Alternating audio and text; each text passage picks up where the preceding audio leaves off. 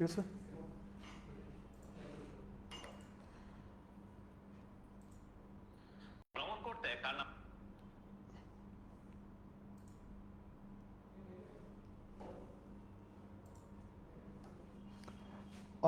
আসসালামু আলাইকুম এভরিওয়ান, আশা করি সবাই ভালো আছেন। আমাদের আজকের ক্লাসটা যেটা 9:10-15 শুরু হওয়ার কথা ছিল, ওটা একটু হয়ে 10 মিনিট আমরা পরে এসেছি। আমাকে একটু কষ্ট করে তোমরা একটু জানাও আমাদের সাউন্ড কোয়ালিটি আর আমাকে দেখা যাচ্ছে কিনা বা আমাকে দেখা যাচ্ছে কিনা ঠিক মতো। যদি দেখা যায় তাহলে আমরা আমাদের ক্লাসটা শুরু করব।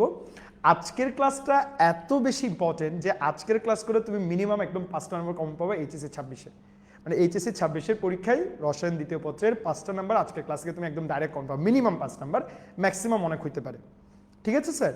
আর আজকে আমরা এমনভাবে পড়াবো যাতে বেসিক একদম সব কিছু থেকে শুরু করবো। ঠিক আছে? গত ক্লাসে আমরা পিপিএম পড়াইছি, আজকে আমরা পিপিএম এর পরের অংশ থেকে শুরু করব।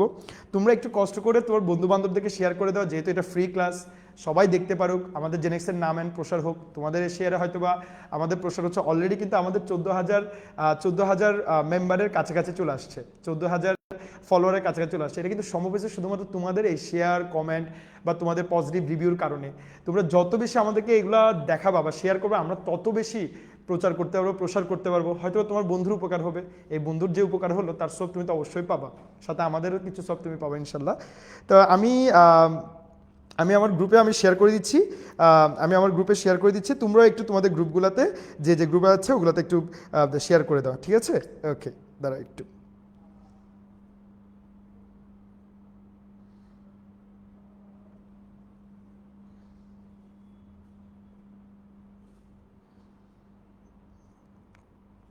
সবাই কেমন আছো? কি অবস্থা সবার? একটু একটু সবাই সবাইকে জানাও। আমরা আমাদের জাস্ট লাইভটা শুরু করতেছি এখন।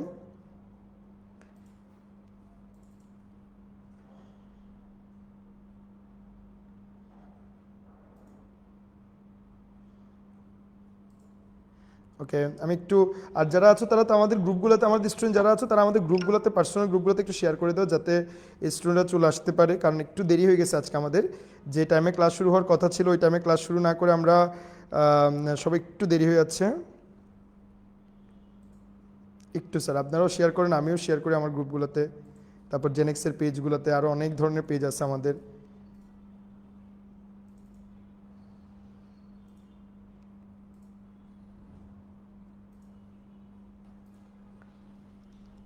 সাউন্ড কোয়ালিটি এগুলো ক্লিয়ার আছে নাকি বলো, আর তোমরা সবাই কেমন আছো এটা একটু বলো। তোমরা সবাই কেমন আছো? তোমাদের অনেকগুলো ক্লাস হলো আমাদের জেনেক্সের, আমাদের এই ক্লাসগুলো নিয়ে তোমাদের অভিমতটা কি একটু কষ্ট করে বলবা আমাদেরকে। ঠিক আছে? তোমাদের অভিমতটা কি একটু কষ্ট করে বলবা, কারণ তোমাদের অভিমতের উপর আমাদের অনেক কিছু ডিপেন্ড করবে।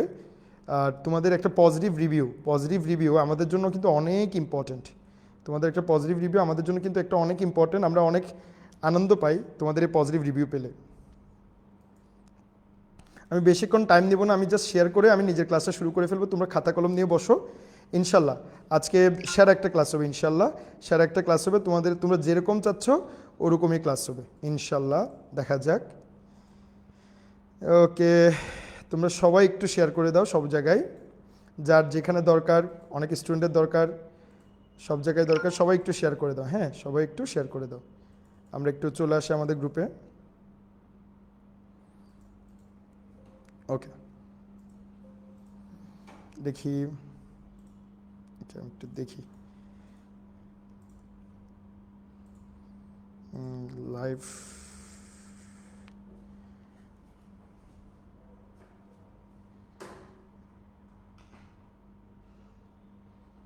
আমার তো লাইভটা আসতেছে, live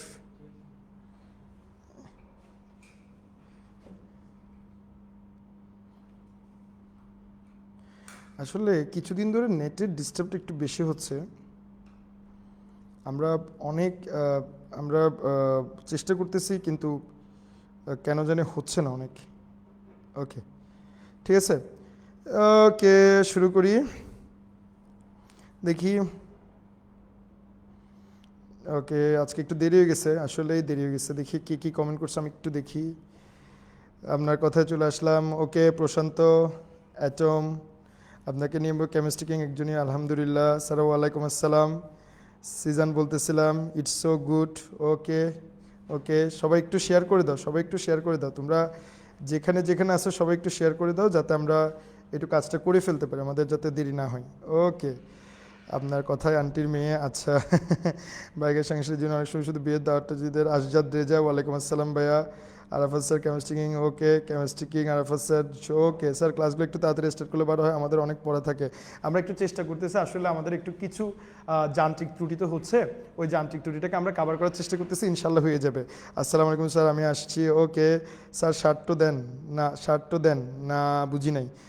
Imtiaz Hossain, okay sir, আমরা একটু সবাই সবাই একটু শুরু করি, আমাদের একটু মানুষজন আসুক সবাই, আমরা শুরু করে দিচ্ছি একটু। হ্যাঁ, আজকে আজকে একটু সবাইকে একটু মেনশন করে দাও, হ্যাঁ সবাইকে একটু মেনশন করে দাও, ইনশাল্লাহ ইনশাল্লাহ সেরা একটা ক্লাস হবে, ইনশাল্লাহ তোমরা বেটার বেটার একটা ক্লাস হবে ইনশাল্লাহ। ওকে, আমি একটু এটা রাখি। স্যার, আমরা আজকে পড়াবো হচ্ছে অম্লক্ষার মিতি মানে অম্লক্ষার প্রশমন, তারপর সাথে নির্দেশক পড়ে ফেলবো, সাথে টাইট্রেশনগুলো একটু দেখাই দিব। কিন্তু আমরা পড়া শুরু করব প্রাইমারি স্ট্যান্ডার্ড পদার্থ, সেকেন্ডারি স্ট্যান্ডার্ড পদার্থ দিয়ে, ঠিক আছে স্যার? আচ্ছা, আমরা শুরু করি প্রাইমারি স্ট্যান্ডার্ড পদার্থ, সেকেন্ডারি স্ট্যান্ডার্ড পদার্থ দিয়ে আমরা শুরু করব। ওকে, আমি দেখতেছি 99 জন আছে। মিষ্টি মুখ থেকে মিষ্টি খেয়ে যান ভাই, ইনশাল্লাহ আসবো। আচ্ছা স্যার আদাব, ওকে ওকে 103 জন, আরেকটু আরেকটু আরেকটু মেনশন করো সবাই, ধুমসে মেনশন করো। ওকে, আমি শুরু করে দিচ্ছি। ওকে, সুন্দর লাগতেছে এখন, এই যে মেনশন হচ্ছে। ঠিক আছে স্যার, সবাই একটু খাতা কলম নিয়ে বসো, ইনশাল্লাহ ইনশাল্লাহ সেরা একটা ক্লাস হবে, ইনশাল্লাহ সেরা একটা ক্লাস হবে। ওকে,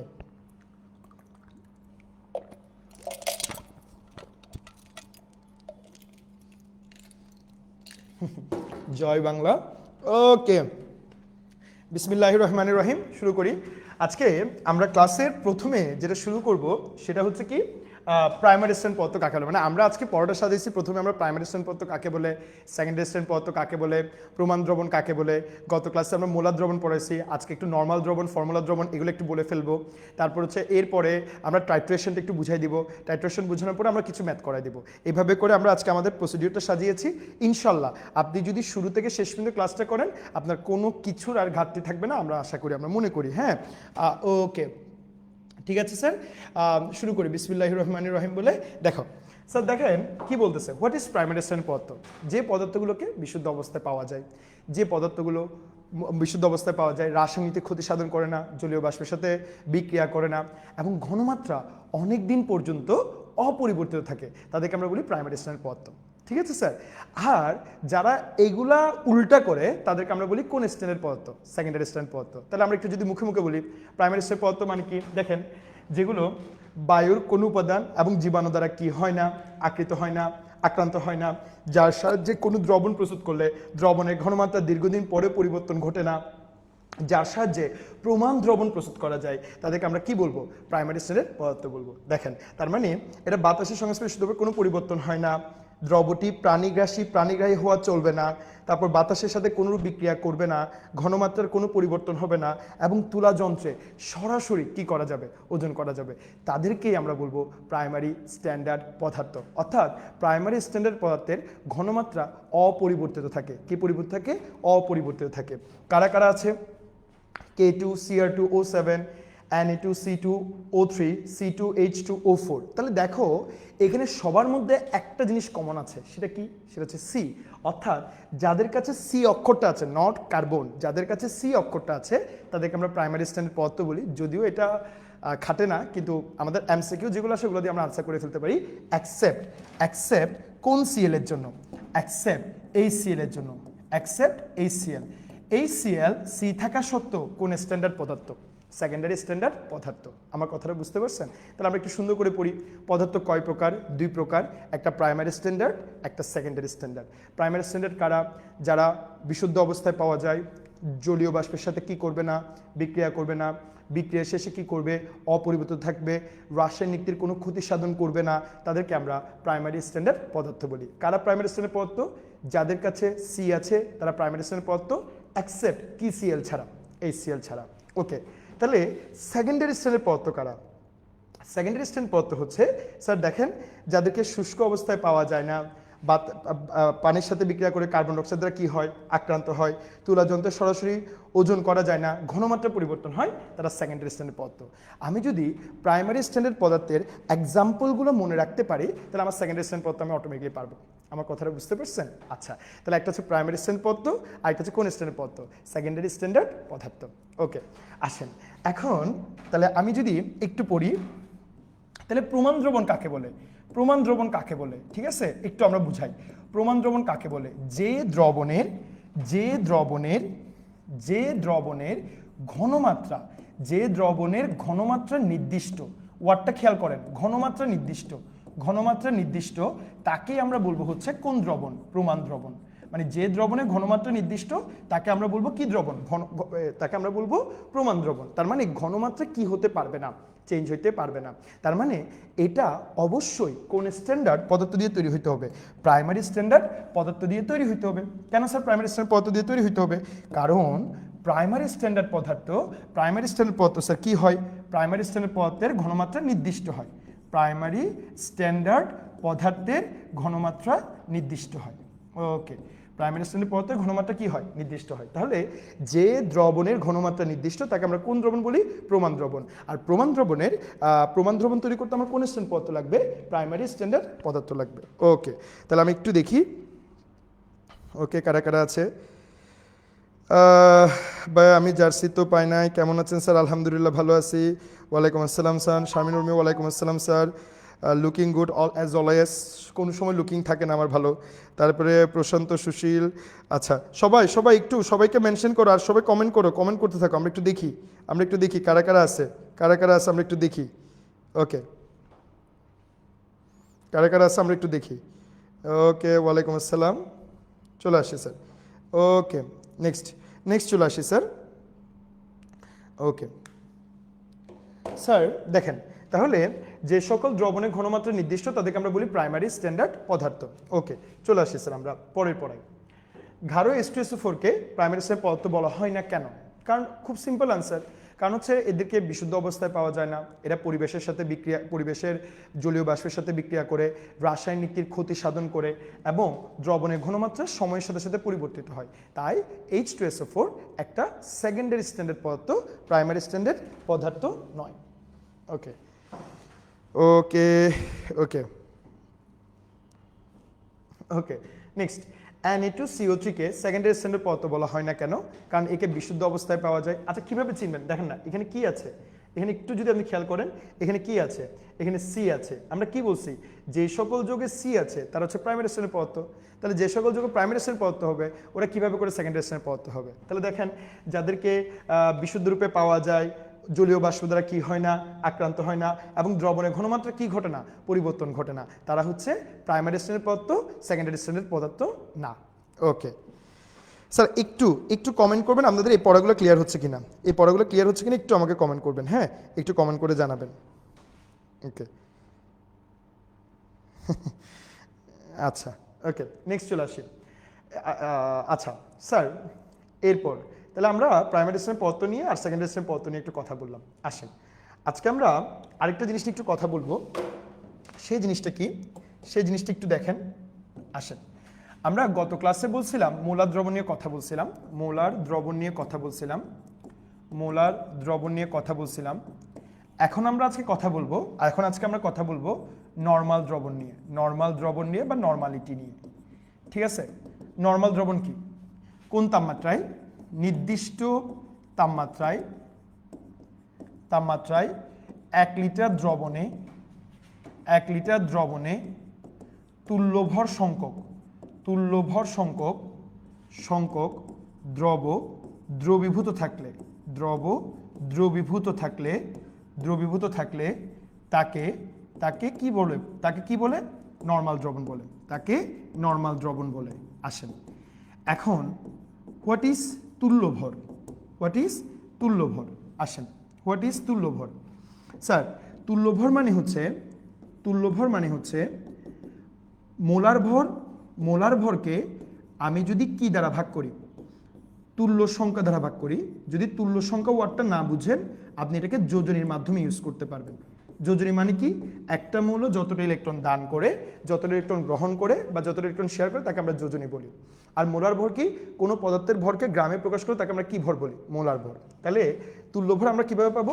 মোলার ভরকে কোন সংখ্যা দ্বারা ভাগ করলে, তুল্য সংখ্যা বা যোজনী দ্বারা ভাগ করলে আমরা কোন ভর পাই? তুল্য ভর। যেমন সোডিয়ামের তুল্য ভর কত? 23। সোডিয়ামের যোজনী কত? 1। তাহলে এটা কত গ্রাম? 23 গ্রাম। কত গ্রাম? 23 গ্রাম। আচ্ছা, ম্যাগনেসিয়াম কত? 24। 24-এ কত দ্বারা ভাগ করবা? 2। তাহলে কত হবে? 12। ঠিক আছে। তারপর যদি যৌগের জন্য চিন্তা করো, যেমন NaCl না, আমি একটা অন্য যৌগ চিন্তা করি, অ্যালুমিনিয়াম ক্লোরাইড। অ্যালুমিনিয়াম ক্লোরাইড তুল্যভর কিভাবে বের করবেন? স্যার খুব ইজি। একটা মৌল যতটা ইলেকট্রন দান করে, যতটা ইলেকট্রন গ্রহণ করে, একটা মৌল গঠিত হওয়ার সময় সর্বমোট যতটা ইলেকট্রন দান হয়, সর্বমোট যতটা ইলেকট্রন গ্রহণ হয়, সর্বমোট যতটা ইলেকট্রন শেয়ার হয়, তাকেই আমরা বলি তার তুল্য সংখ্যা। যেমন অ্যালুমিনিয়াম ক্লোরাইড তৈরি করার সময় অ্যালুমিনিয়াম কয়টা ইলেকট্রন দান করছে? 3টা। ক্লোরিন টোটাল কয়টা ইলেকট্রন গ্রহণ করছে? 3টা। তাহলে তার তুল্য সংখ্যা হবে 3। আর অ্যালুমিনিয়ামের ভর 27, এটা হচ্ছে 35.5 ইন্টু কত? 3। তাহলে এটা তার কি ভর? তুল্য ভর। অর্থাৎ যৌগের জন্য তুল্যভর কি হবে? মানে একটা যৌগ তৈরি হওয়ার সময় যতটা ইলেকট্রন দান হয়েছে, মানে সর্বমোট যতটা ইলেকট্রন দান হয়েছে, অথবা সর্বমোট যতটা ইলেকট্রন গ্রহণ হয়েছে, অথবা সর্বমোট যতটা ইলেকট্রন কি হয়েছে? শেয়ার হয়েছে, তাকে আমরা বলবো কি ভর? তুল্যভর। তাহলে আমাকে যদি বলা হয় Al2SO4 হোল 3, এটার তুল্য সংখ্যা কত? স্যার মোট কয়টা হয়েছে দান বলুন। অ্যালুমিনিয়াম কয়টা ইলেকট্রন দান করছে? 3টা। সরি অ্যালুমিনিয়াম কয়টা? 2টা। তাহলে 2টা অ্যালুমিনিয়াম ইলেকট্রন দান করছে কয়টা? 6টা। আর সালফেট কয়টা? 2টা। তাহলে 3 দুগুণে কত? 6। বুঝতে পারছেন? মানে একটা অ্যালুমিনিয়াম 3টা ইলেকট্রন দান করে, 2টা অ্যালুমিনিয়াম কয়টা ইলেকট্রন দান করে? 6টা। তাহলে টোটাল ইলেকট্রন আদান প্রদান হয়েছে কত? 6। তাই এটার তুল্য সংখ্যা হবে 6। উপর আপনি কোন ভর বসায় দিবেন? মোলার ভরটা বসায় দিবেন। আমার কথাটা বুঝতে পারছেন? তাহলে আমরা কি পড়ালাম? কোনো পদার্থের মোলার ভরকে তার তুল্য সংখ্যা বা যোজনী দ্বারা ভাগ করলে আমরা যে জিনিসটা পাই তার নাম হচ্ছে কি ভর? তুল্য ভর। আচ্ছা স্যার, মোলার ভর কি? মোলার ভরকে আমরা প্রকাশ করি কি দ্বারা? m। আর যোজনীকে আমরা ভাগ করি কি দ্বারা? n। তাহলে m কে কি দ্বারা ভাগ করলে? n দ্বারা ভাগ করলে, অথবা e দ্বারা ভাগ করলে যে জিনিসটা পাই তাকে আমরা বলি কি ভর? তুল্য ভর। ঠিক আছে স্যার? আচ্ছা, এরপর আসেন। তাহলে নর্মাল দ্রবণের, যেমন মোলার দ্রবণের সূত্রটা কি? মোলার দ্রবণের সূত্র হচ্ছে S × W গুণ 1000 ডিভাইডেড বাই mv। এখানে ভিটা কোন এককে? মিলিলিটার এককে। তাহলে নর্মাল দ্রবণের সূত্রটা কি হবে জানো? নর্মালকে n দ্বারা প্রকাশ করা হয়, W গুণ 1000 divided by mn into v। বুঝতে পারছেন? mn ইন্টু কে? v। আচ্ছা, তাহলে স্যার একটু যদি খেয়াল করেন, এটাকে উপরে তুলে ফেলা যায়। W গুণ কত হাজার? 1000 ইন্টু m গুণ কে? v ইন্টু কোন সংখ্যা? ইন্টু তুল্য সংখ্যা। ইন্টু কোন সংখ্যা? তুল্য সংখ্যা। তাহলে স্যার দেখেন তো, আমি কি এটাকে লিখতে পারি? তাহলে এটা কি লেখা যায়? What is normality? নর্মালিটি মানে হলো S গুণ n। এখানে n মানে কোন সংখ্যা? তুল্য সংখ্যা। অর্থাৎ মোলার ঘনমাত্রাকে আমি যদি কোন সংখ্যা দ্বারা গুণ করি? তুল্য সংখ্যা দ্বারা গুণ করি, তাহলে যে জিনিসটা পাবো সেটাকে আমরা বলবো নর্মালিটি। আমি কি আশা করি নর্মালিটি বুঝতে পারছি? যারা ক্লাস করতেছেন একটু প্লিজ আমাকে কমেন্ট করে জানাবেন, আমি একটু দেখি। হ্যাঁ, একটু দেখি। ওকে,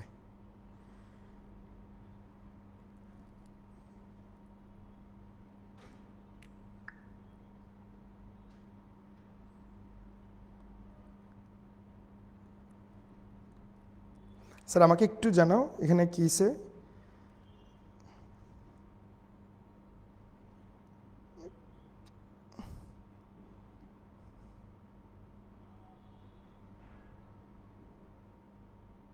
স্যার ক্লিয়ার হয়েছে নাকি একটু আমাকে বলবেন?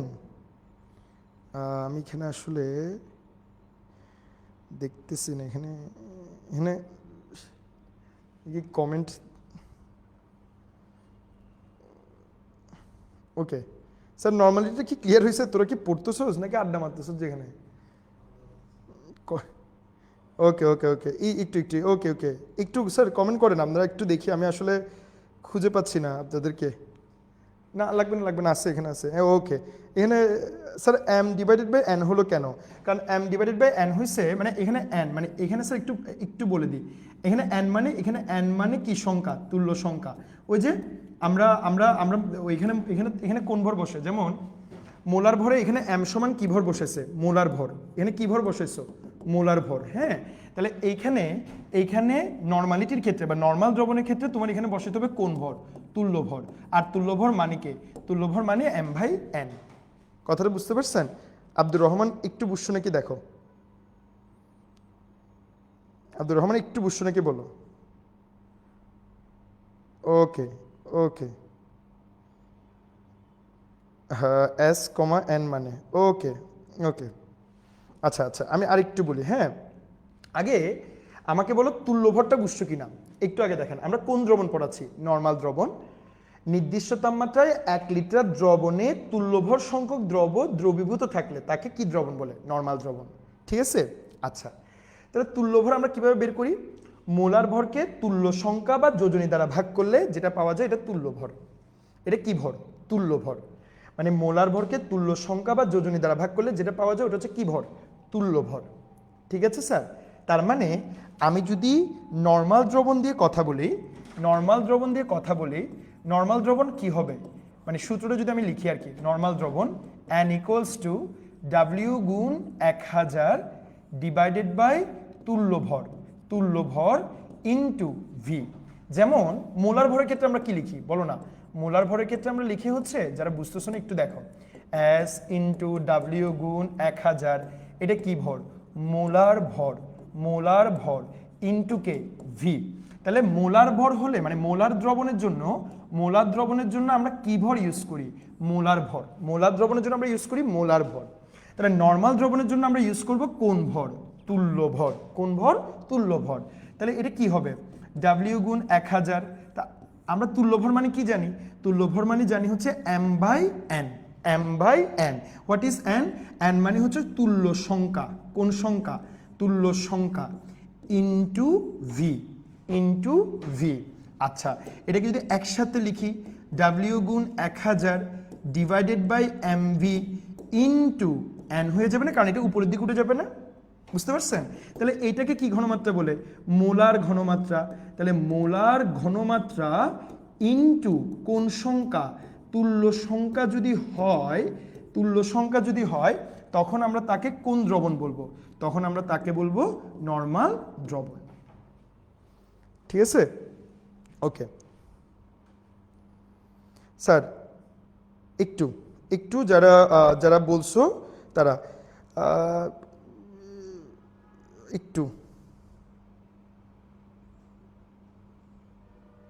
একটু কমেন্ট করে, মানে যে জিজ্ঞেস করছো এখানে একটু আমাকে বলো। ঠিক আছে?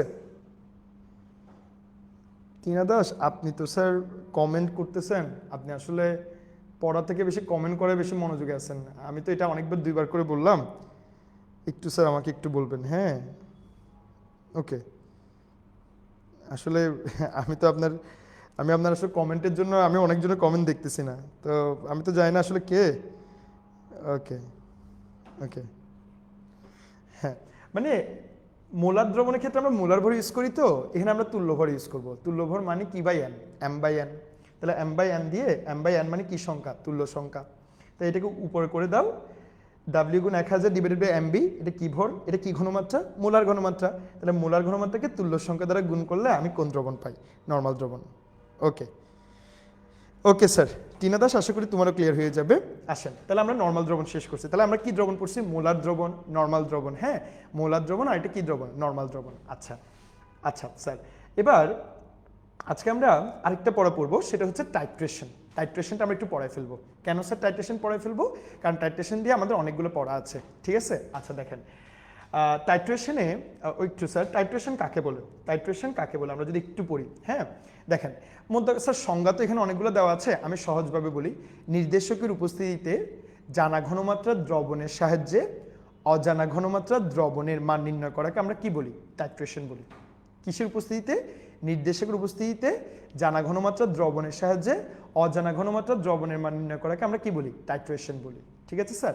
আচ্ছা, অর্থাৎ অজানা দ্রবণের ঘনমাত্রার বা শক্তিমাত্রা নির্ণয় করাকে কি বলা হয়? টাইট্রেশন। ওকে, হ্যাঁ, নর্মাল দ্রবণকে নর্মালিটি বলে আদিত্য ধর। ওকে, আচ্ছা, চলে আসি স্যার। তারপর হচ্ছে স্যার এখানে কয়েকটা কোয়েশ্চেন দেখেন। তাহলে টাইট্রেশনে দুইটা দ্রবণ আছে। টাইট্রেশনে কয়টা দ্রবণ আছে আমরা একটু যদি পড়ি। টাইট্রেশনে কয়টা দ্রবণ আছে? দুইটা। টাইট্রেশনে দুইটা দ্রবণ আছে। তাহলে টাইট্রেশনের প্রথম দ্রবণের দাম হচ্ছে প্রমাণ দ্রবণ, যে দ্রবণে ঘনমাত্রা জানা আছে, মানে জানা প্রমাণ দ্রবণ।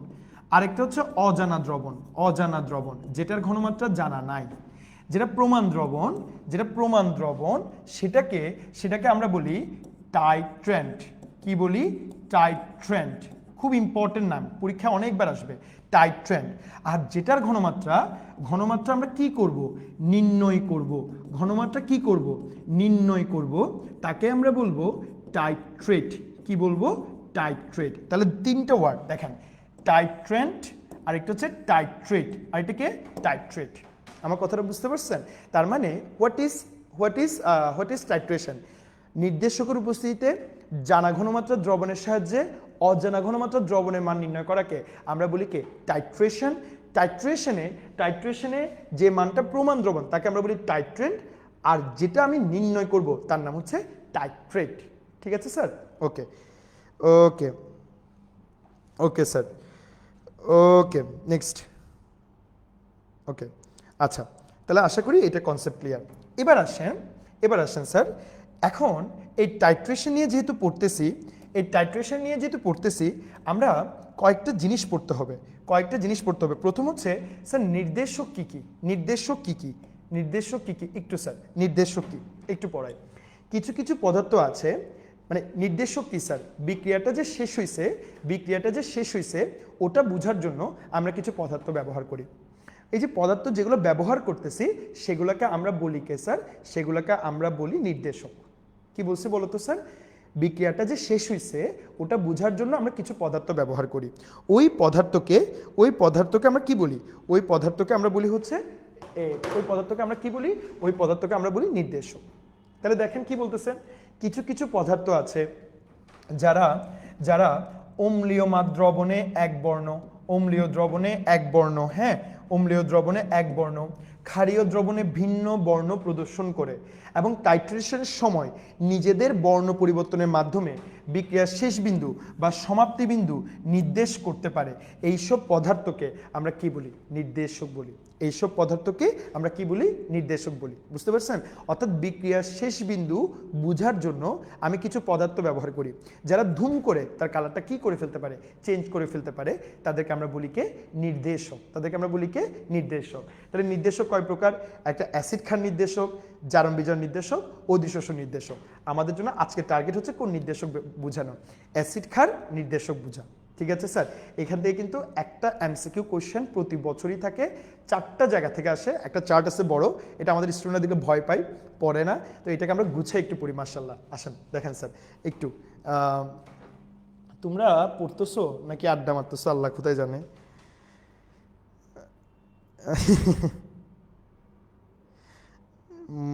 মনে হচ্ছে স্লো মোশনে ক্লাস চলছে। আল্লাহ, স্যার কি করা যায়? আপনাদেরকে স্পিডে পড়াইলে বলে যে স্যার বেশি তাড়াতাড়ি যাচ্ছেন, আস্তে পড়ালে বলে স্লো যাচ্ছে, মানে একটু বুঝে শুনে আস্তে ধীরে পড়ালে বলে স্লো যাচ্ছেন। কই যে যাবো? আরে আমার মনে হয় আমাদের তো এখন রোবট হয়ে যেতে হবে। হ্যাঁ, রোবট হয়ে যেতে হবে। তোমরা আমাদেরকে ইনপুট দিয়ে দিবা কত করে স্পিডে পড়াবো, কোন সময় কোনটা করে আগাবো। ওকে, তাহলে ঠিক আছে স্যার। তাহলে এবার একটু আসি, কি কি জিনিস আছে, আমি কাদেরকে নির্দেশক ব্যবহার করব।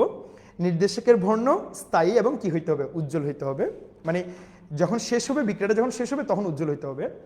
ক্ষারীয় মাধ্যমে এক ধরনের বর্ণ দেখাবে, অম্লীয় মাধ্যমে আরেক ধরনের বর্ণ দেখাবে। এবং নির্দেশকের বর্ণ সাডেনলি চেঞ্জ হইতে হবে, মানে ধুম করে চেঞ্জ হইতে হবে, অন্য কিছু করা যাবে না। ঠিক আছে স্যার? আচ্ছা, ওকে স্যার। ওকে, নেক্সট আমরা চলে আসি। এবার দেখেন, এটা একটু পরে পড়াচ্ছি, আগে আমরা নির্দেশকগুলো নিয়ে একটু কথা বলি। স্যার তোমার পরীক্ষার হলে নির্দেশক নিয়ে কিছু এমসিকিউ আছে। আমি নির্দেশক পড়াবো হচ্ছে টোটাল 5টা। একটা পড়াবো মিথাইল রেড, মিথাইল অরেঞ্জ, আরেকটা হচ্ছে কে লিটমাস। স্যার লিটমাস কিন্তু একটা নির্দেশক, ওই যে অনিল কাপুর অম্লীয় মাধ্যমে মানে অম্লীয় মাধ্যমে নীল থেকে কি হয়ে যায়, নীল থেকে লাল হয়ে যায়, কে লিটমাস। আর ক্ষারীয় মাধ্যমে লাল থেকে নীল হয়ে যায়, একটা মনে রাখলে হবে। আরেকটা ফেনফথেলিন, আরেকটা থাইমোলথেলিন। ওকে, আসেন এই 5টা মনে রাখবো, এই 5টা থেকে পরীক্ষায় সবসময় কোশ্চেন আসে, বুঝতে পারছেন? আচ্ছা আসেন স্যার, মিথাইল রেড কিভাবে মনে রাখবেন? মিথাইল রেড মিথাইল অরেঞ্জের কালারটা সেম, দুইটাই অম্লীয় মাধ্যমে তোমার বর্ণদে লাল, ক্ষারীয় মাধ্যমে বর্ণদে হলুদ। তবে মিথাইল অরেঞ্জ ইউজ করা হয় অম্লের ক্ষেত্রে, মানে যখন পিএইচ এর মান লেস দেন 7, যখন পিএইচ এর মান কোন 7, লেস দেন 7 মানে কোন দ্রবণ? অম্লীয় দ্রবণ শনাক্তকরণে কাকে ইউজ করা হয়? Methyl red methyl orange use করা হয়। কেন? কারণ তাদের পিএইচ এর মান হয়, মিথাইল রেড এইভাবে পিএইচ এর মানটা কি, আচ্ছা পিএইচ এর মানটা একটু পরে পড়াচ্ছি। মানে মিথাইল রেড মিথাইল অরেঞ্জকে আমরা বেশিরভাগ ইউজ করি কোন দ্রবণের ক্ষেত্রে? অম্লীয় দ্রবণের ক্ষেত্রে। অম্লীয় দ্রবণ মানে কোনটা? যেখানে পিএইচ এর মান 7 থেকে কম। মানে মনে করো আমি একটা বিক্রিয়া করাইছি, একটা অ্যাসিড নিছি আর একটা ক্ষার নিছি, অ্যাসিড ক্ষার বিক্রিয়া করে কোনো কারণে অ্যাসিডের মানটা বেশি হয়ে গেছে, তাহলে এই অ্যাসিডের মানে মানটা যে বেশি ওটা কনফার্ম হওয়ার জন্য আমি নির্দেশক হিসাবে কাকে ইউজ করব? মানে কোনটা আমার ফেভারেবল? মিথাইল রেড আর এটাকে মিথাইল অরেঞ্জ। আচ্ছা, আর ফেনফথেলিন থাইমোলথেলিন আমরা ইউজ করব ক্ষারীয় মাধ্যমে। কোন মাধ্যমে? ক্ষারীয় মাধ্যমে কিভাবে ইউজ করব? যেখানে পিএইচ এর মান গ্রেটার দেন কত? 7, যেখানে পিএইচ এর মান গ্রেটার দেন 7 সেখানেই আমরা ফেনফথেলিন আর এটা কি ইউজ করব? থাইমোলথেলিন ইউজ করব। আমার কথাটা বুঝতে পারছেন? আচ্ছা, ফেনফথেলিন আর থাইমোলথেলিন দুইটাই অম্লীয় মাধ্যমে বর্ণহীন, কিন্তু ফেনফথেলিন ক্ষারীয় মাধ্যমে গোলাপী বর্ণ দেয় আর থাইমোলথেলিন ক্ষারীয় মাধ্যমে নীল রঙের বর্ণ দেয়। কি রঙের বর্ণ দেয়? নীল রঙের বর্ণ দেয়। তাহলে আমাকে একটু কষ্ট করে বলেন, তাহলে আমি কয়টা নির্দেশক পড়বো? আগে 4টা পড়ি। Methyl red methyl orange phenolphthalein থাইমোলথেলিন।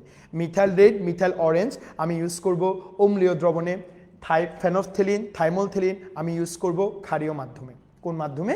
ক্ষারীয় মাধ্যমে। আমার কথাটা বুঝতে পারছেন? আচ্ছা, মিথাইল রেড মিথাইল অরেঞ্জ অম্লীয় মাধ্যমে বর্ণ দে কি বর্ণ? লাল। ক্ষারীয় মাধ্যমে কি বর্ণ দিবে? হলুদ। এটা এই বছর চট্টগ্রাম বোর্ডের কোয়েশ্চেন, আমি কিছুক্ষণ পরে অ্যানালাইসিস করব। ফেনফথেলিন থাইমোলথেলিন অম্লীয় মাধ্যমে বর্ণহীন, কিন্তু ক্ষারীয় মাধ্যমে ফেনফথেলিন হচ্ছে গোলাপি, থাইমোলথেলিন হচ্ছে নীল।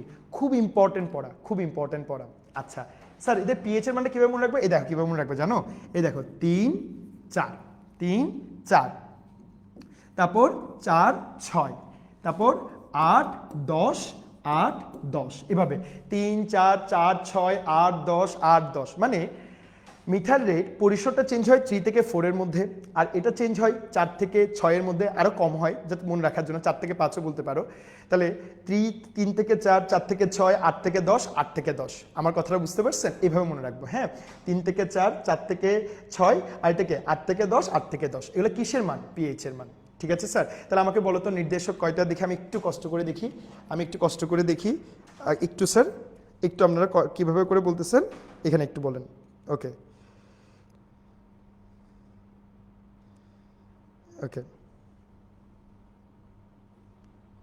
স্যার, জৈব যৌগ আমরা ইনশাল্লাহ আমাদের প্রাইভেট গ্রুপে পড়াবো ইনশাল্লাহ। ওকে স্যার, আমার মনে হয় আচ্ছা বড় করে আমরা ইনশাল্লাহ লিখবো। ওকে স্যার, আমরা কি পড়াটা বুঝছি? একটু যদি বলেন স্যার, আমরা একটু আগাই। তোমরা আসলে এখানে এত কমেন্ট করতেছো, আমি আসলে বুঝতেছি না যে কোনটা আগে কোনটা পরে। হ্যাঁ একটু স্যার, হ্যাঁ আমি বড় করে লিখবো ইনশাল্লাহ, কিন্তু আমি এখানে বুঝতেছি না স্যার, এটা কি ক্লিয়ার হয়েছে? ওকে, ক্লিয়ার হয়েছে সবার? ওকে, হ্যাঁ, মেহরুন মেহরাজ আমি এরপর থেকে বড় করে দেখাবো আপনাদেরকে। ওকে জয়গুরু, একটু আর তোমরা তোমাদের বন্ধু বান্ধবদেরকে মেনশন দাও স্যার, এখানে তো আসলে মেনশন দিতে হ্যাঁ ওকে ওকে, হ্যাঁ হ্যাঁ হ্যাঁ ওকে, ঠিক আছে স্যার। স্যার এটা ফ্রি ক্লাস না, এটা আমাদের কোর্সেরই ক্লাস, বাট আমরা প্রথম 2 সপ্তাহটা ফ্রি রাখছি যাতে আমাদের স্টুডেন্ট একটু বুঝে আমরা কিভাবে করে পড়াচ্ছি। ওকে স্যার, নেক্সট চলে আসি হচ্ছে, আসেন এখান থেকে কিছু অবজেক্টিভ পরীক্ষা আসে, এগুলো আমরা একটু পরে দেখাচ্ছি। এই দেখেন, এটা চট্টগ্রাম বোর্ড 2015 সালের 25 সালের কোশ্চেন। অম্লীয় মাধ্যমে কোন অরেঞ্জ? মিথাইল অরেঞ্জের বর্ণ কি? তাহলে আমি কি বলছি, মিথাইল অরেঞ্জ, মিথাইল রেড কিরকম হবে? অম্লীয় মাধ্যমে লাল, ক্ষারীয় মাধ্যমে হলুদ। তাহলে এখানে আনসার কত হবে? লাল। ঠিক আছে, আনসার কি হবে? লাল। ওকে, নেক্সট, টাইট্রেশনে ব্যবহৃত অজানা দ্রবণকে কি বলে? এটা অবশ্যই পারা উচিত, কিছুক্ষণ আগেই পড়ে আসছি। কি বলে স্যার? দেখেন, কিছুক্ষণ আগে পড়ে আসছি, ওটা দিয়ে আনসার করবেন। HCl NOH এর উপযুক্ত নির্দেশক কোনটি? এটা আমরা পড়াবো এখন একটু পড়াবো। নিচের কোনটি সেকেন্ডারি স্ট্যান্ডার্ড পদার্থ? সেকেন্ডারি স্ট্যান্ডার্ড পদার্থ মানে কি? যাদের কাছে C9, আসেন, সোডিয়াম অক্সালেটের সংকেত কি? সোডিয়াম অক্সালেটের সংকেত হচ্ছে Na2 একটু দা স্যার, সোডিয়াম অক্সালেটের সংকেত হচ্ছে Na2C2O4। তাহলে এখানে C আছে, এটা প্রাইমারি স্ট্যান্ডার্ড পদার্থ। পটাশিয়াম ডাইক্রোমেট K2Cr2O7, তাহলে C আছে। কস্টিক সোডা NaOH C9, তাহলে এটা কোন স্ট্যান্ডার্ড পদার্থ? সেকেন্ডারি স্ট্যান্ডার্ড পদার্থ। আমার কথাটা বুঝতে পারছেন? তাহলে আনসার হবে কি? OH, NaOH। ওকে, কোন নির্দেশকের পিএইচ সীমা 8 থেকে 10? কিভাবে মনে রাখতে বলছি? 3 থেকে 4, 4 থেকে 6, 8 থেকে 10, 8 থেকে 10। তাহলে 8 থেকে 10-এর মধ্যে 2 জন আছে, 8 থেকে 10-এর মধ্যে 2 জন আছে, ফেনফথেলিন আর একটা থাইমোলথেলিন। তাহলে এখানে আছে কিনা দেখো তো, ফেনফথেলিন আছে, তাহলে আনসার কি হবে? ফেনফথেলিন। ঠিক আছে, ওকে। এই কোশ্চেনটা স্যার পুরোটাই আসে নাই, আমরা পরে বুঝাই দিব এটা আপনাদেরকে।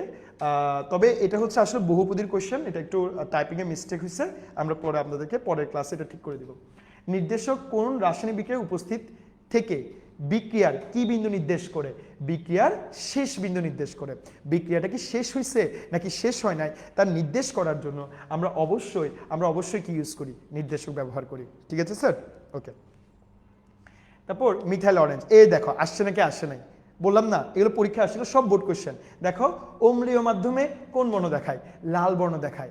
ক্ষারীয় মাধ্যমে কোন বর্ণ দেখাবে? হলুদ। আর ক্ষারীয় মাধ্যমে নীল বর্ণ দেখাবে কে? কিছুক্ষণ আগে পড়ে আসছেন, থাইমোলথেলিন। কে? থাইমোলথেলিন। তারপর আচ্ছা, তীব্র অম্ল মৃদু ক্ষারের টাইট্রেশনে ব্যবহৃত হয়, পরে বুঝাবো এটা। পরে বুঝাবো, এটাও ঠিক। তীব্র অম্ল মৃদু ক্ষারের টাইট্রেশনে এটা ব্যবহৃত হয়। এটা আসলে বহুপদী, এটা বহুপদী মানে নিচের কোনটি সঠিক? এখানে 1 2 3 আসা উচিত ছিল, এখানে এটা আসে নাই, তাহলে এটা আনসার হবে এ এবং সি। কিছুক্ষণ পর দেখাচ্ছি স্যার। আচ্ছা, এগুলো পরের ম্যাথ, আমরা এগুলো পরে আসবো। আসেন স্যার, তাহলে আমরা আসলে এবার টাইট্রেশনের মেইন পর্যায়ে চলে আসি। তাহলে স্যার আমরা একটু রিপিট করি। টাইট্রেশন মানে কি? জানা ঘনমাত্রা দ্রবণের সাহায্যে অজানা ঘনমাত্রা দ্রবণের মান নির্ণয় করাকে টাইট্রেশন বলে। তো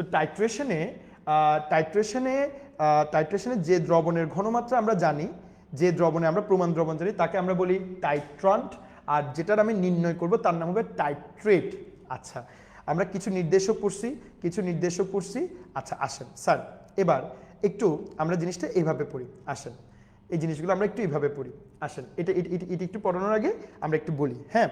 স্যার, আমরা জানি অ্যাসিড এবং ক্ষার বিক্রিয়া করে কি তৈরি করে? অ্যাসিড এবং ক্ষার বিক্রিয়া করে কি তৈরি করে? লবণ। এবং কি তৈরি করে? পানি তৈরি করে।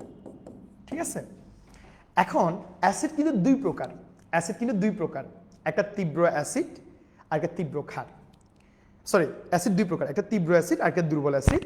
ক্ষারও দুই প্রকার, একটা সবল ক্ষার আর একটা দুর্বল ক্ষার। এটাকে আমি আর্জেন্টিনা এবং ব্রাজিলের খেলা দিয়ে তুলনা করতে পারি। কিভাবে? দেখো, খেলা যখন শুরু হয়, মানে আর্জেন্টিনা ব্রাজিলের কোনো ম্যাচ নামবে, বাংলাদেশ মানেই হচ্ছে আর্জেন্টিনা ব্রাজিলের দুই ভাগে বিভক্ত। ঠিক আছে, যদিও এখন আর্জেন্টিনা সুপিরিয়র আছে, আমি নিজেও ব্রাজিলের সমর্থক, এই কথা তো বলতেই হবে, আর্জেন্টিনা অবশ্যই সুপিরিয়র আছে। তাহলে মনে করেন ব্রাজিল আর্জেন্টিনার কোনো ম্যাচ হলো, তাহলে ব্রাজিল আর্জেন্টিনা কোনো ম্যাচ হলে ব্রাজিলের সমর্থকরা বলবে আমি জিতবো, আমরা জিতবো, আর আর্জেন্টিনার সমর্থকরা বলবে অবশ্যই তারা জিতবে। তার মানে খেলা শুরু করার আগে দুই দলই বলবে আমরা ভালো খেলবো, আমরা জিতবো। ঠিক আছে, আসেন অ্যাসিডকে আমরা চিন্তা করি, যেহেতু অ্যাসিডের প্রথম অক্ষর এ, তাহলে অ্যাসিডকে আমরা চিন্তা করি আর্জেন্টিনা। আর ক্ষারের প্রথম অক্ষর যেহেতু বেস, ক্ষারকে চিন্তা করি ব্রাজিল, হ্যাঁ ব্রাজিল। ঠিক আছে, আচ্ছা এখন স্যার তাহলে খেলা শুরু হওয়ার আগে আর্জেন্টিনা বলবে আমি জিতবো, ব্রাজিল বলবে আমি জিতবো। মানে আর্জেন্টিনা বলবে আমি ভালো খেলবো, আর্জেন্টিনার সাপোর্টাররা বলবে আমি ভালো খেলবো, ব্রাজিলের সাপোর্টাররা বলবে আমি ভালো খেলবো। তাহলে দুই দলই যদি ভালো খেলে তাহলে যে রেজাল্ট আসবে ওটা তো ড্র হবে, তার মানে নিরপেক্ষ হবে। তার মানে তীব্র অ্যাসিড তীব্র ক্ষার বিক্রিয়া করলে যে লবণটা উৎপন্ন হবে সেই লবণটা নিরপেক্ষ হবে।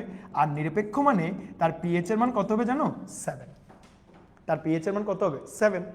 আচ্ছা এখন মনে করো খেলা শুরু হলে মনে করো কে ভালো খেলতেছে? আর্জেন্টিনা ভালো খেলতেছে। তাহলে আর্জেন্টিনা যদি ভালো খেলে তাহলে অবশ্যই খারাপ কে খেলতেছে? ব্রাজিল।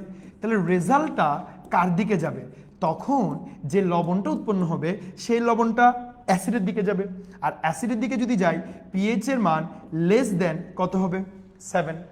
এখন ব্রাজিলের সাপোর্টার তো রেগে যাবে, স্যার আপনি ব্রাজিলের সাপোর্টার হয়ে আগের কথা বলেন না কেন? হ্যাঁ স্যার আসেন, এমন হইতে পারে আর্জেন্টিনা খারাপ খেলতেছে, তার মানে আর্জেন্টিনা মৃদু আর ব্রাজিল অনেক ভালো খেলতেছে।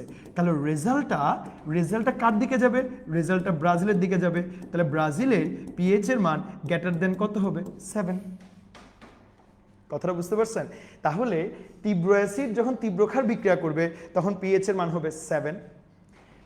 তীব্র অ্যাসিড মৃদু ক্ষার যখন বিক্রিয়া করবে তখন পিএইচ এর মান হবে লেস দেন 7। মৃদু অ্যাসিড তীব্র ক্ষার যখন বিক্রিয়া করবে তখন পিএইচ এর মান গ্রেটার দেন 7। বুঝতে পারছেন কেন? কারণ হচ্ছে দুইটাই তীব্র হলে ইকুয়াল থাকবে। একটা তীব্র হলে অ্যাসিড তীব্র হলে পিএইচ এর মান 7 থেকে কম হয়ে যাবে লবণের ক্ষেত্রে। মৃদু অ্যাসিড তীব্র ক্ষারের ক্ষেত্রে তখন লবণের মান পিএইচ এর মান 7 থেকে কি হবে? বেশি হবে। স্যার আসেন, তাহলে পিএইচ এর মান 7 থেকে কম হলে কোন নির্দেশক আমি ইউজ করব? অম্লীয় নির্দেশক মানে কি? মিথাইল রেড নয়তোবা মিথাইল অরেঞ্জ। মিথাইল রেড নয়তোবা মিথাইল অরেঞ্জ। আর যদি পিএইচ এর মান গ্রেটার দেন কত হয়? 7 হয়, তাহলে আমি কি ক্ষারীয় নির্দেশক ইউজ করব? ফেনফথেলিন। আর এটা কি ব্লু? Thymol blue. ফেনফথেলিন আর এটা কি ব্লু? Thymol blue. আর পিএইচ এর মান যদি 7 হয় আমি যে কোনো ধরনের কি ইউজ করব? নির্দেশক ব্যবহার করব। ঠিক আছে স্যার, তাহলে দেখি আমাকে একটু কষ্ট করে বলেন এটা ক্লিয়ার হইছে নাকি? Argentina Brazil salt and water. Okay, আয় আল্লাহ, আর্জেন্টিনা বলে কবে খারাপ করেছে, আয় আল্লাহ। আর তোরা মারামারি করিস না ভাই, তোরা পড়া বুঝতেছ নাকি? এটা দেখ তোরা যে অবস্থা করতেছস, আয় আল্লাহ। তোরা কি ঘুমাই পড়ছিস ভাই? টাইম কত হয়েছে? সেমন টাইম কত হয়েছে? 10টা 10। কি আর কেউ কমেন্ট নাই কেন? জি স্যার ক্লিয়ার, নাইস এক্সাম্পল। ওকে সুন্দর স্যার। এটাই চুরি করে এগুলা বলে না রে ভাই, লাইভ ক্লাস এগুলো মারামারি হয়ে যাবে, তখন ক্লাস থাকবে না। আয় আল্লাহ, কি বলে এগুলা?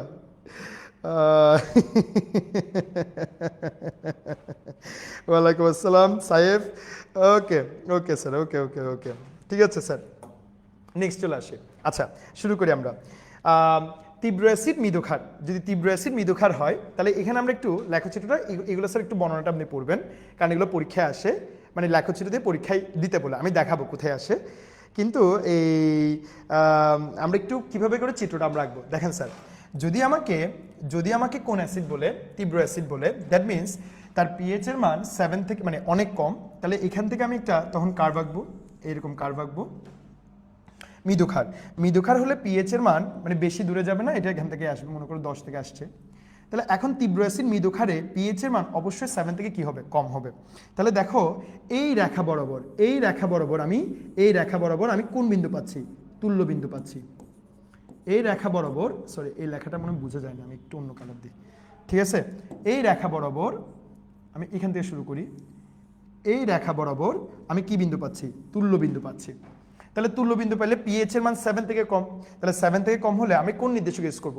মিথাইল অরেঞ্জ তীব্র অ্যাসিড মৃদু ক্ষার। এখানে একটু ভুল আসছে, এটা দেখেন না, এটা ভুল আসছে একটু এখানে, আমি এটা ফিল করে দিই। ওকে, ঠিক আছে। তাহলে দেখেন এটা কি স্যার, এখানে হচ্ছে একটু লেখাটা দেখাচ্ছে কিনা দেখে আমি আরেকটু আঁকি, এটা একটু কালারটা একটু বোল্ড করে আঁকি, হ্যাঁ একটু বোল্ড করে আঁকি। পিএইচ এর মান যেহেতু মৃদু ক্ষার একটু কম, ঠিক আছে, আর তীব্র অ্যাসিড যেহেতু পিএইচ এর মান একদম কম থেকে উঠবে, উপর উঠে ঠিক এই বিন্দুতে আমি কোন বিন্দু পাইছি? তুল্য বিন্দু। তার মানে পিএইচ যেহেতু 7 এর থেকে কম, তাহলে আমি কি অরেঞ্জ ইউজ করব? মিথাইল রেড, আর এটা হচ্ছে কি অরেঞ্জ? Methyl orange. ঠিক আছে স্যার, ওকে ইনশাল্লাহ ক্লিয়ার হয়েছে। এই লেখাচিত্র এরকম করে রাখবেন। তীব্র অ্যাসিড আগেটা কি ছিল? ওহো, এটা সবগুলো তো সেম এঁকে ফেলছে। আচ্ছা, এটা তীব্র অ্যাসিড মৃদু ক্ষার। তাহলে এটাকে আমরা কি অ্যাসিড বানাই ফেলি? এটাকে আমরা কি বানাই ফেলবো? এটাকে আমরা বানাই ফেলবো মৃদু। হ্যাঁ, মৃদু, ইয়েস মৃদু। তাহলে ওহো, এটা তো বন্ধ হইলো না। আচ্ছা দাঁড়ান স্যার, বন্ধ করে দিচ্ছি। এটাকে আমরা বানাই ফেলবো কে? মৃদু। কই কালা, ওকে, ফিল কালার এই, ওহো হচ্ছে না। আচ্ছা স্যার দাঁড়ান, আমি এটাকে বানাই ফেলবো কোন অ্যাসিড? মৃদু অ্যাসিড। আর এটাকে বানাই ফেলবো কোন ক্ষার? এটাকে বানাই ফেলবো তীব্র ক্ষার। তাহলে এটা ওই খারের লেখচিত্র। ঠিক আছে স্যার, তাহলে আসেন। ওকে, ঠিক আছে। আচ্ছা, এটা তো বন্ধ হইলো না, এটা একটু দেখবেন না আর কি, এটা একটু দেখবেন না আপনারা, ঠিক আছে, এটা একটু দেখবেন না। ওহো, কোন কালার, এটা একটু দেখবেন, এটা ভুল হয়েছে, এখানে একটু ভুল করে আসছে। আচ্ছা, তাহলে আমরা কি অ্যাসিড পড়াচ্ছি? মৃদু অ্যাসিড তীব্র ক্ষার।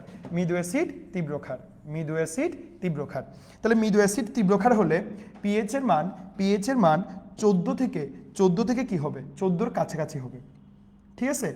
আর মৃদু অ্যাসিড হলে পিএইচ এর মান মনে করো শুরু হবে 5 থেকে। তাহলে এটা তার কি বিন্দু? তুল্য বিন্দু। এটা তার তুল্য বিন্দু, মানে 10 আমি তুল্য বিন্দু পাইছি। তাহলে তুল্য বিন্দু পাইলে এটা তার কোন দ্রবণের জন্য? ক্ষারীয় দ্রবণের জন্য। তাহলে এখানে তুমি কোন ধরনের নির্দেশক ইউজ করবা? ফেনফথেলিন, থাইমালথেলিন। ঠিক আছে স্যার, ইনশাল্লাহ এগুলো ক্লিয়ার হয়েছে। ওকে, এটা যদি আমি কার জন্য ইউজ করি? দেখো, এটা আমি ইউজ করব একটু স্যার, এটা আমি ইউজ করব কার জন্য? দেখো, এটা আমি ইউজ করব, ওকে, এই লাইনটা আমি ইউজ করব তীব্র অ্যাসিড তীব্র ক্ষারের জন্য। তাহলে একটু দেখো, একটা 14 থেকে নামছে, আরেকটা এখানে 1 থেকে উঠে এই বিন্দুতে আমি তুল্য বিন্দু পাই গেছি। তাহলে পিএইচ এর মান কত হয়ে যাবে? 7। ঠিক আছে স্যার, তাহলে আশা করি জিনিসটা বুঝতে পারছি। একটু দেখেন স্যার, বুঝছেন কিনা আমাকে বলেন, কারণ এগুলা পরীক্ষায় আসবে, এই যে এগুলো এতক্ষণ ধরে পড়ালাম। ওকে স্যার, দেখি বলেন তো বুঝছেন কিনা। আমরা তাহলে ম্যাথে চলে যেতে পারবো। আমরা ম্যাথ একটা করালে ক্লিয়ার হয়ে যাবে। ওকে, যারা একটু আছেন আমাদেরকে একটু বলেন ক্লিয়ার হয়েছে নাকি, একটু বলেন। তীব্র অ্যাসিড মৃদু ক্ষারটা বুঝেন নাই, আরেকবার বলবেন প্লিজ। ওকে, তীব্র অ্যাসিড মৃদু ক্ষার আমাকে বলেন। তাহলে কে সক্রিয়? অ্যাসিড সক্রিয়, ক্ষার দুর্বল। তার মানে দ্রবণে অ্যাসিডের পরিমাণ বেশি থাকবে। দ্রবণে অ্যাসিডের পরিমাণ যদি বেশি থাকে, তাহলে পিএইচ এর মান 7 থেকে কি হবে? কম হবে। তাহলে পিএইচ এর মান 7 থেকে কি হবে? কম হবে। তাহলে পিএইচ এর মান যেহেতু 7 থেকে কম, এটা কি বিন্দু? তুল্য বিন্দু। আর পিএইচ এর মান 7 থেকে যদি কম হয়, আমরা কোন নির্দেশক ইউজ করব? অম্লীয় নির্দেশককে methyl red, methyl orange. Okay sir, একটু তাড়াতাড়ি বলবেন, একটু বুঝছেন কিনা বলেন। ঠিক আছে, একটু বুঝছেন কিনা আপনারা বলেন আমাকে, আমরা একটু চেষ্টা করি আপনাদেরকে পড়ানোর জন্য। আপনারা সবাই কই তোরা আমার পোস্টটা শেয়ার করলি না রে ভাই, ওকে, আমি যেটা পড়াই এটা তন্ময় বড়ুয়া, তুমি কি পড়া বুঝছো? ওকে, তন্ময় বড়ুয়া পড়া বুঝছো না? আমি বলে না দিয়ে আমরা অবশ্যই দিয়ে দিব আজকে একটু। ওকে, এই তো সুন্দর লাগতেছে, এই যে। ওকে স্যার, জারণ বিজারণের ম্যাথের পার্টটা স্যার আসবে, ওটা আসবে পর্যায়ক্রমে আসবে, ধুম করে তো আর জারণ বিজানে যাবো না, এটা সিস্টেম হয়ে আসবে। আজকে অম্লক্ষারটা পড়াবো, তারপর জারণ বিজানে আসবে। ওকে, অবশ্যই জারণ বিজানের পার্টটা বোঝাবো ইনশাল্লাহ। ওকে, থ্যাংক ইউ স্যার। আপনারা কই, সবাই ঘুমাই গেছেন? হায় আল্লাহ, 10টা 15-তে ঘুমাই গেলে হবে? তীব্র অ্যাসিড নরম অ্যাসিডের পিএইচ কাপটা হঠাৎ তীব্রভাবে উঠে কেন? এটা কি বলতেছে? নরম অ্যাসিড মানে কি স্যার? নরম অ্যাসিড নামে কিছু নাই তো, মৃদু অ্যাসিড না আছে। ওকে ওকে ঠিক আছে, আমার মনে হয় আপনার এখানে একটু ভুল আছে, এটা একটু ওকে। নরম অ্যাসিড নামে তো কিছু নাই রে ভাই। ওকে চলে আসি স্যার আমরা, তাহলে আমরা মোটামুটি টাইট্রেশন, তাহলে আমরা কি কি বুঝালাম এতক্ষণ ধরে আপনাদেরকে? আমরা ক্লাসের শুরুতে কি পড়ালাম? আমরা ক্লাসের শুরুতে পড়ালাম প্রাইমারি স্ট্যান্ডার্ড পদার্থ, তারপর সেকেন্ডারি স্ট্যান্ডার্ড পদার্থ, তারপর প্রমাণ দ্রবণ পড়ালাম, মোলার দ্রবণটা একটু আবার বললাম, সাথে নর্মালিটি বললাম, তারপর টাইট্রেশন বললাম। টাইট্রেশনের মধ্যে আমরা অম্লক্ষার নিয়ে কথা বললাম, অম্লক্ষারের কার্ভ কথা বললাম। আসেন এখন ম্যাথ শুরু করব, ঠিক আছে স্যার? ম্যাথ আমরা একটাই করাবো, একটাই করায়, বাকিগুলো আপনাদেরকে বলবো ব্যাসে প্র্যাকটিস করার জন্য। একটাই করালে হবে আমাদের, ঠিক আছে স্যার? যে সিস্টেমে করাবো ওই সিস্টেমেই করবেন, ইনশাল্লাহ পরীক্ষায় সবগুলা পারবেন, ঠিক আছে? ওকে ওকে ওকে ঠিক আছে, নেক্সট। ঠিক আছে, আসেন স্যার আমরা আমরা একটা ম্যাথ করি, যে কোনো একটা ম্যাথ ধরি। আমরা অনেকগুলো ম্যাথ দিয়ে রাখছি, যে কোনো একটা ম্যাথ আমরা আগাই। ওকে আচ্ছা, তাহলে এই ম্যাথটা নিয়ে আমরা একটু আগাই। প্রথমে স্যার একটু দেখেন, এ দ্রবণকে, এটা কোন বোর্ডে আসছে আচ্ছা লিখে দেয়, তাহলে আমরা পড়ি, সমস্যা নাই। এ দ্রবণকে বি দ্রবণ দ্বারা টাইট্রেশন করতে উপযুক্ত নির্দেশক কোনটি? লেখচিত্রের মাধ্যমে ব্যাখ্যা করো। কিছুক্ষণ আগে পড়িয়েছিলাম না, এটা K2SO4 H2SO4, এটা কি OH NaOH, এটা সবল অ্যাসিড, এটা সবল ক্ষার। তাহলে সবল অ্যাসিড সবল ক্ষারের জন্য পিএইচ এর মান কত হবে? 7। আর 7 হলে কোন ধরনের নির্দেশক ইউজ হবে? যে কোনো নির্দেশক। কেন স্যার 7? কারণ তীব্র অ্যাসিড যতটা H+ দিবে, তীব্র ক্ষারও ততটা কি মাইনাস দিবে? OH মাইনাস দিবে। তাহলে যেহেতু সেম দিয়ে দিছে, তাই এটা কি স্যার? এটা হচ্ছে আমরা পিএইচ এর মান কত আসবে? 7 আসবে। ওকে আচ্ছা, এ এবং বি দ্রবণ মিশ্রিত করলে মিশ্রণের প্রকৃতি কিরূপ হবে তা পিএইচ গণনার মাধ্যমে কি করো? বিশ্লেষণ করো। আসেন এই ম্যাথটা একটু করি স্যার, একটু আস্তে আস্তে করে আগাই। প্রথমে স্যার আমরা ম্যাথটা করব কি সংখ্যার মাধ্যমে? মোল সংখ্যার মাধ্যমে, ঠিক আছে? আসেন প্রথমে এই পাত্র নিয়ে কথা বলি। এই পাত্রের থেকে আমরা H2SO4 এর ঘনমাত্রাটা বের করব। H2SO4 এর ঘনমাত্রাটা বের করব। আচ্ছা, H2SO4 এর ঘনমাত্রা আমরা কিভাবে বের করব? স্যার দেখেন, H2SO4 এর ঘনমাত্রা আমরা বের করব। কেন বের করব ঘনমাত্রা? আমরা কিছুক্ষণ আগে বলতেছি, কিছুক্ষণ পরে বলতেছি আপনাকে, একটু দেখেন স্যার। স্যার এখানে দেওয়া আছে দেখেন 4.9% K2SO4 H2SO4। আমরা সবাই জানি পার্সেন্টেজ যদি দেওয়া থাকে কিভাবে বের করব? পার্সেন্টেজ ইনটু 10 ডিভাইডেড বাই আণবিক ভর। আণবিক ভর মানে 98। তাহলে এটা ঘনমাত্রা হবে 0.5 m। ঠিক আছে, প্রথমে আমরা এই পাত্রের ঘনমাত্রা বের করছি। এখন এই পাত্রের ঘনমাত্রা আমরা জানি, আয়তনও আমরা জানি। আমাদের নেক্সট কাজ কি করা জানেন? মোল সংখ্যা বের করা। তাহলে আসেন এন্ড, আচ্ছা মোল সংখ্যা কিভাবে বের করব? আসেন মোল সংখ্যা কিভাবে বের করব? আমরা সূত্র জানি, S ইন্টু W গুণ 1000 ডিভাইডেড বাই কিভি mv। W বাই m কে আমরা কি বলি? n। তাহলে S সমান n গুণ 1000 ডিভাইডেড বাই v। তাহলে n সমান মানে মোল সংখ্যা যদি বের করতে যাই SB বাই 1000, অর্থাৎ কারো ঘনমাত্রাকে তার আয়তন দ্বারা গুণ করে ক দ্বারা ভাগ করলে 1000 দ্বারা ভাগ করলে আমরা কি সংখ্যা পাবো? মোল সংখ্যা। আসেন তাহলে n K2SO4 and H2SO4 কি হবে বলো তো? 0.5 ঘনমাত্রা দেওয়া আছে নাকি নাই? আছে। কত আয়তনে দেওয়া আছে? 50 ml দেওয়া আছে, ডিভাইডেড বাই কয় হাজার? 1000। ঠিক আছে, আসেন আমরা ক্যালকুলেটর দিয়ে শুরু করি। তাহলে 0.5 ইন্টু 50 ডিভাইডেড বাই 1000।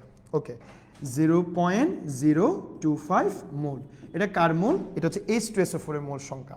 আচ্ছা স্যার আমাকে একটু কষ্ট করে বলেন, একটা H2SO4 তোমার কয়টা H+ আয়ন দান করে? 2টা H+ আয়ন দান করে। তার মানে আমার যদি এটা 1 হয়, তাহলে এটা কত হবে? 2। তাহলে আমাকে একটু কষ্ট করে বলো, এটা যদি 0.025 হয়, এটা কত হবে? 2 ইন্টু 0.025। তাহলে এটাকে যদি গুণ করি 2 ইন্টু 0.025, তাহলে স্যার এখানে NH+ হবে 2 ইন্টু 0.025 ইকুয়ালস টু 0.05 মোল। বুঝতে পারি নাই, মানে আমার স্যার অ্যাসিড আর ক্ষারের মধ্যে টার্গেটকে এইচ প্লাস আর এটা কি মাইনাস, ও এইচ মাইনাস। যেহেতু এখানে আমি কোন প্লাস পাই গেছি, এইচ প্লাস, কোন প্লাস পাই গেছি, এইচ প্লাস, তাহলে এইচ মানে আমার টার্গেট হচ্ছে এইচ প্লাসটা বের করা। আমি H2SO4 মোল সংখ্যা পাই গেছি, ওইখান থেকে আমি তার এইচ প্লাসের পরিমাণটা কি করছি, বের করছি। ওকে, গেল। নেক্সট 2 নাম্বার হচ্ছে এখন আমি কি বের করব, NaOH, মানে NaOH মানে কি সোডিয়াম হাইড্রোক্সাইড। স্যার দেখেন এখানে কত ml দেওয়া আছে, 100 ml। এটা কি মোলার দেওয়া আছে, ডেসিমোলার, 0. কত 1, তাহলে কত হবে বলো না, 100 ইন্টু 0.1 ডিভাইডেড বাই 1000, তাহলে কত হবে 100 ইন্টু 0.1 ডিভাইডেড বাই 1000, তাহলে কত হবে 0.01 মোল। তাহলে এটা কি OH, NaOH। তাহলে আমাকে একটু কষ্ট করে বলো, আমাকে NaOH যতটা আছে এটা কি প্লাস হবে, Na প্লাস OH মাইনাস, মানে আমার NaOH যতটা OH ততটা। তাহলে আমি এটাকে এভাবে লিখতে পারি, NaOH সমান 0.01 মোল। ঠিক আছে, গেল গা স্যার, দুইটা কভার করা শেষ। এখন আমাকে বলেন, তাহলে এই দুইটা পাত্রকে আমি মিক্স করছি, এই দুইটা পাত্রের মধ্যে কি প্লাস আছে, H প্লাস, আর এটা কি 0.05। তাহলে আমি জানি 1 মোল H প্লাস 1 মোল OH মাইনাসের সাথে কি করে, বিক্রিয়া করে। তাহলে আমাকে বলেন এখানে 0.05 বড় নাকি 0.01 বড়, কোনটা লিমিটিং বিক্রিয়ক হিসেবে কাজ করবে, অবশ্যই 0.01 বড়। তাহলে 0.01 ছোট, তাহলে 0.01 এর সাথে বিক্রিয়া করবে, মানে এখানে লিমিটিংটাকে, এখানে লিমিটিংটা OH, তাহলে এখানে এক্সট্রা হচ্ছে কোন প্লাস, H প্লাস। তাহলে H প্লাসের 0.05 এর কতটুকু গেছে, 0.01 পরিমাণ গেছে। আমার কথাটা বুঝতে পারছেন? তাহলে দ্রবণে কোনটার পরিমাণ সবচেয়ে বেশি, H প্লাসের পরিমাণটা বেশি। আচ্ছা, তাহলে আমি যদি এখন H প্লাসের পরিমাণটা বের করি, মানে অবশিষ্ট কি প্লাস, অবশিষ্ট H প্লাস, অবশিষ্ট H প্লাস আগে ছিল 0.05, এখন ইউজ হয়ে গেছে 0.01।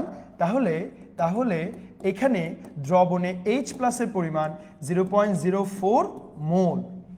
বুঝতে পারছেন? আচ্ছা, 0.04 মোল। কারণ একটু মনোযোগ দিয়ে দেখো, আমার যতটা H প্লাস আছে ততটা কি মাইনাস লাগে, OH মাইনাস। তাহলে OH মাইনাস আছে 0.01, OH আছে 0.01, আর OH আছে 0.01, H প্লাস হচ্ছে 0.01। আমার কথাটা বুঝতে পারছেন? ওকে স্যার, এবার একটু দেখি তাহলে অবশিষ্ট H প্লাস সমান 0.04 মোল। আচ্ছা, কোয়েশ্চেন আমাকে কি চাইছে, কোয়েশ্চেন বলছে মিশ্রণের প্রকৃতি কিরকম হবে, তাহলে আমি পেয়ে গেছি মিশ্রণের প্রকৃতি অম্লীয় হবে, কারণ এখানে H প্লাসের পরিমাণটা বেশি, এবং বলছে পিএইচ গণনার মাধ্যমে তা বিশ্লেষণ করো, পিএইচ গণনার মাধ্যমে তা কি করো, বিশ্লেষণ করো। আসেন তাহলে পিএইচ বের করব। পিএইচ মানে কি, হোয়াট ইজ পিএইচ, পিএইচ মানে হলো মাইনাস লগ H প্লাস, মানে হাইড্রোজেনের ঘনমাত্রার ঋণাত্মক লগারিদমকে আমরা কি বলি, পিএইচ বলি। কি বলি, পিএইচ। তাহলে অবশিষ্ট H প্লাস মানে কত, 0.04, ঠিক আছে, 0.04। আচ্ছা, তাহলে সরি, এটা H প্লাস মোল সংখ্যা, এটা মোল সংখ্যা। তাহলে আমি যদি ঘনমাত্রা বের করি, স্যার ঘনমাত্রা বের করি কি হবে জানো, আমি বলি ঘনমাত্রা বের করি, তাহলে N গুণ 1000 ডিভাইডেড বাই V, এটা দ্বারা আমরা বের করি। হ্যাঁ, এটা হচ্ছে ঘনমাত্রা বের করার সূত্র। তাহলে আমাকে এখানে ঘনমাত্রা মোল সংখ্যা দেওয়া হচ্ছে 0.04 ইন্টু 1000 ডিভাইডেড বাই V। এখন V এর মান কত হবে একটু মাথা দেখাও। আমার মিশ্রণ করার পর এটা কি হয়েছে, অম্লীয়। মিশ্রণ করার পর এটা কি হয়েছে, অম্লীয়। তার মানে আমার মিশ্রণের পরেই তো এই জিনিসটা পাইছি, হ্যাঁ না কি না? তাহলে এখানে কত ml ছিল স্যার, বড় করে বলো, 50। এখানে কত ml ছিল স্যার, 100। তাহলে 100 সাথে 50 যোগ করলে কত হবে, 150। দ্যাট মিনস এখানে V এর মান হবে 150। তাহলে বের করি স্যার, বের করি 0.04 ইন্টু 1000 ডিভাইডেড বাই 150। তাহলে ঘনমাত্রা হচ্ছে 0.26 মোল। এটা এখানে বসাই দিই, মাইনাস লগ 0.26 লগ আনসার। তাহলে মান হবে 0.57, অর্থাৎ পিএইচ এর মান 0.57। কোন ধরনের নির্দেশক? অম্লীয় নির্দেশক। আসেন আমরা একটু আবার ফার্স্ট থেকে পড়ি। আমাকে এই পাত্রের 4.9% K2SO4 দেওয়া আছে, H2SO4, 100 ml কি মোলার দেওয়া আছে? ডেসিমোলার। কি মোলার? ডেসিমোলার। ডেসিমোলার মানে 0.1। কোশ্চেন হচ্ছে এ এবং বি পাত্রকে মিশ্রিত করলে মিশ্রণের প্রকৃতি কিরূপ হবে তা পিএইচ গণনার মাধ্যমে কি করো? বিশ্লেষণ করো। তাহলে আমি কি করছি? প্রথমে এর ঘনমাত্রা দেওয়া নাই, এর ঘনমাত্রা বের করছি, ওইখান থেকে তার মোল সংখ্যা বের করছি। এখন H2SO4টা কে জানেন? H2SO4টা দুইটা হাইড্রোজেন দেয়, আমি হাইড্রোজেনের মোল সংখ্যা দিয়ে বের করব। তাহলে 2 দ্বারা গুণ করে হাইড্রোজেনের মোল সংখ্যা আমি বের করছি। এরপর এটা কি? OH, NaOH, এখান থেকে NaOH এর মানটা পাইছি, এখান থেকে OH এর মোল সংখ্যাটা বের করছি। দুইটা বের করার পর 1 মোল H প্লাস 1 মোল OH মাইনাসের মানগুলো মিশাইছি। বুঝতে পারছেন স্যার? তাহলে মানগুলো মিশানোর পর মানে আমি দেখতেছি হচ্ছে একটা H প্লাস একটা OH এর সাথে বিক্রিয়া করে, তাহলে 0.01 বিক্রিয়া করবে 0.01 এর সাথে। বুঝছেন নাকি বুঝেন নাই? তার মানে এখানে OH-টা চলে গেছে, H-টা বেশি আছে কারণ OH এর লিমিটিং বিক্রিয়ক। তাহলে অবশিষ্ট H প্লাস এর পরিমাণটা বের করছি, মানে তার মোল সংখ্যা বের করছি, ওই মোল সংখ্যা থেকে তার ঘনমাত্রা বের করছি, ওই ঘনমাত্রা মানটা পিএইচে বসে দিছি। বুঝতে পারছেন স্যার কথাটা? দেখি আমার স্টুডেন্টের কি অবস্থা, পড়া বুঝছে নাকি নাকি আমি শুধু করাই গেছি। ওকে ওকে, একটু স্যার, আরে ভাই খিদা তো আমারও লাগতেছে রে ভাই, বেশি খিদা, অতিরিক্ত খিদা। ঠিক আছে, একটু তাড়াতাড়ি। হায় আল্লাহ, কে আসছে? জি স্যার বুঝেছি। হায় আল্লাহ, শিহাবুদ্দিন। এসব পুরাতন স্টুডেন্টরা এখানে কি? ডাক্তার শিহাবুদ্দিন। ওকে ওকে স্যার, বুঝলাম। যদি বুঝে থাকেন তাহলে আরেকটু পড়াই দিই, তারপর আরও পড়া হয়ে যাবে। স্যার মনে রাখবেন এখানে এমনও হইতে পারে এই H2SO4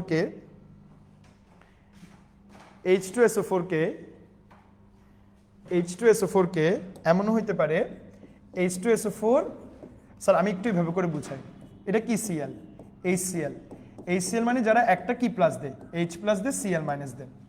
তাহলে এটাকে বলা হয়, যারা একটা H প্লাস দেয় তাদেরকে বলা হয় কি জানো? এক ক্ষারীয় অম্ল। আবার K2SO4 দিল, H2SO4 দুইটা কি প্লাস দিবে? H প্লাস, SO4 কি মাইনাস হবে? 2 মাইনাস। তাহলে এটা যেহেতু 2H প্লাস দিছে, এটাকে বলবা দ্বিক্ষারীয় অম্ল। মানে বুঝতে পারছেন? অনেক সময় ম্যাথটা K2SO4 না দিয়ে, H2SO4 না দিয়ে তোমাকে দিতে পারে, দ্বিক্ষারীয় অম্ল রূপে। তাহলে দ্বিক্ষারীয় অম্ল মানে কি? দ্বিক্ষারীয় অম্ল মানে হচ্ছে যারা H প্লাস, মানে শেষে যে নামটা আছে ওটাকে একটু দেখবেন। তাহলে ও দ্বিক্ষারীয় অম্ল বলে তোমার মাথায় সেট করে নিবা, সে কয়টা H প্লাস আয়ন দান করবে? 2টা। সে কয়টা H প্লাস আয়ন দান করবে? 2টা। এক ক্ষারীয় অম্ল বলে কয়টা H প্লাস আয়ন দান করবে? একটা। শেষে যে আছে তাকে মিলাবো। এক ক্ষারীয় অম্ল মানে একটা H প্লাস, দ্বিক্ষারীয় অম্ল মানে 2টা H প্লাস, শেষে যে আছে তাকে দিয়ে মিলাবো। কারণ এই জিনিসটা আমাদের স্টুডেন্ট কনফিউজড হয়ে যায়। যদি বলে ত্রিক্ষারীয় অম্ল বললে 3টা কি প্লাস? H plus. তাহলে এক ক্ষারীয় অম্ল বললে একটা H প্লাস, দ্বিক্ষারীয় অম্ল বললে 2টা H প্লাস, ত্রিক্ষারীয় অম্ল বললে 3টা H প্লাস। ঠিক আছে স্যার?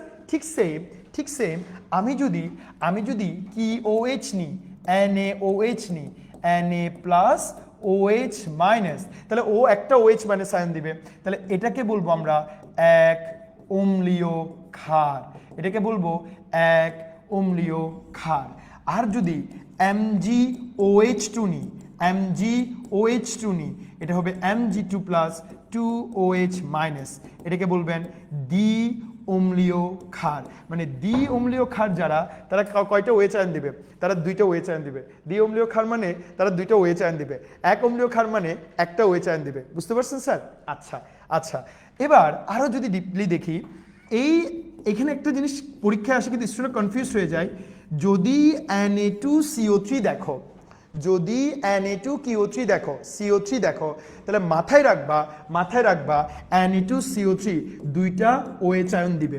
আর Na2CO3 কি ধর্মী? ক্ষারধর্মী। Na2CO3 কি ধর্মী? ক্ষারধর্মী। আমার কথাটা বুঝতে পারছেন নাকি বুঝেন নাই? Na2CO3 কি ধর্মী? ক্ষারধর্মী। তাহলে আমাকে একটু বলবা এক ক্ষারীয় অম্ল বলতে কাকে বোঝায়? অ্যাসিডকে। আমার মুখে মুখে বলতে হবে এক ক্ষারীয় অম্ল বলতে কাকে বোঝায়? অ্যাসিডকে।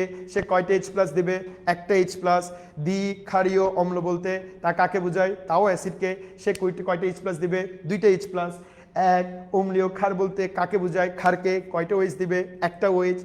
দ্বি অম্লীয় ক্ষার বলতে কাকে বোঝায়? ক্ষারকে বোঝায়, দুইটা OH দিবে। আর ওরকম একটা এক্সাম্পল হচ্ছে K2CO3, Na2CO3। তার মানে কোয়েশ্চেনটা তোমাকে এইভাবে না দিয়ে এভাবে দিতে পারে দ্বিক্ষারীয় অম্ল দেওয়া আছে H2SO4 এর বদলে, আর এখানে বলতে পারে এক অম্লীয় ক্ষার দেওয়া আছে, এভাবে করে তোমাকে দেখাইতে পারে। বুঝতে পারছেন? ওকে স্যার, দেখি একটু মুখে মুখে বলো তো আমাকে।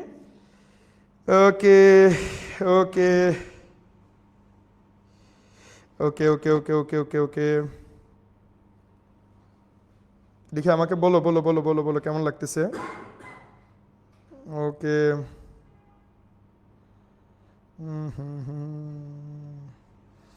বেশি দেরি হয়ে গেছে রে ভাই, আসলে বেশি দেরি হয়ে গেছে। ওকে ওকে ওকে ওকে ওকে দেখো, তাহলে আমরা একটু একটু তাড়াতাড়ি করি কিছু জিনিস, যেহেতু অনেকক্ষণ দেরি করে ফেলছি আমরা। দেখো এটা তাহলে পারবেন। বি পাত্রের দ্রবণের ঘনমাত্রা কোন এককে বের করো? ppm এককে, গত ক্লাসে পড়ানো হয়েছে। এ এবং বি পাত্রের দ্রবণকে মিশ্রিত করলে মিশ্রণের প্রকৃতি কিরূপ হবে? পিএইচ এর মাধ্যমে গাণিতিকভাবে দেখাও। তার মানে K2SO4 আছে, H2SO4 0.5 আছে, ওইখান থেকে মোল সংখ্যা বের করবেন। NOH থেকে প্রথমে এখান থেকে ঘনমাত্রা বের করবেন, ঘনমাত্রা বের করে মোল সংখ্যা বের করবেন, মোল সংখ্যা বের করে দুইটার মধ্যে কম্প্যারিজন করবেন, দুইটার মধ্যে কম্প্যারিজন করে কোন ঘনমাত্রা বের করবেন, মোলার ঘনমাত্রা বের করে বাকিটা করবেন। আগের মতোই ম্যাথ, শুধু ওই আগে বের করছিলা H2SO4 এর ঘনমাত্রা, এখন একটু এক্সট্রা করে কার ঘনমাত্রা বের করবা? NaOH এর। ঠিক আছে স্যার? আচ্ছা আচ্ছা স্যার, একটু একটু একটু একটু ওকে। H2NO3 নামে কিছু নাই তো জয়া বড়ুয়া? H2NO3 নামে কিছু নাই। ওকে চলে আসেন স্যার, চলে আসেন। ওকে ওকে ওকে ওকে ওকে আচ্ছা, এগুলো পড়াইছি পড়াইছি পড়াইছি পড়াইছি পড়াইছি পড়াইছি ওকে ওকে ওকে আচ্ছা স্যার, এটা মোটামুটি আমরা শেষ করছি, তবে আমি একটু বলি, আমাদের একটা পড়া আমরা বাকি রেখেছি, একটু আমরা বুঝাই। তাহলে অম্লক্ষার প্রশমনের যতগুলো পড়া আছে সবগুলো আপনি পাবেন। একটু দাঁড়ান, আমি একটু লেকচার দেখাই, আর কিছু বাকি আছে নাকি দেখি। ওকে ওকে আসেন, এই পড়াটা দেখেন, এই পড়াটা দেখেন, একটু দেখেন, একটু দাঁড়ান স্যার। ওকে এটা দেখেন, উদ্দীপক পাত্রদ্বয়ের দ্রবণ পরস্পর প্রশমিত করতে আরো কত আয়তন অ্যাসিড এবং ক্ষার দ্রবণের প্রয়োজন হবে গাণিতিকভাবে বিশ্লেষণ করো। এটা আমাদের একটু করতে হবে, এটা আমাদের একটু করতে হবে। আসেন আমরা একটু দেখি কিভাবে করে এটা করব। প্রথমে স্যার এখানে কি দেওয়া আছে? পার্সেন্টেজ। তাহলে পার্সেন্টেজ দেওয়া থাকলে আমরা কি বের করব? H2SO4 এর ঘনমাত্রা বের করব। তাহলে H2SO4 এর ঘনমাত্রা কি হবে? H2SO4 এর ঘনমাত্রা হবে 10 × 10 ডিভাইডেড বাই কয় হাজার, সরি ডিভাইডেড বাই 98, মানে পার্সেন্টেজকে 10 দ্বারা গুণ করলে, পার্সেন্টেজ দেওয়া থাকলে বের করার সূত্র কি? মানে এ পার্সেন্টেজ দেওয়া থাকলে A গুণ 10 ডিভাইডেড বাই M।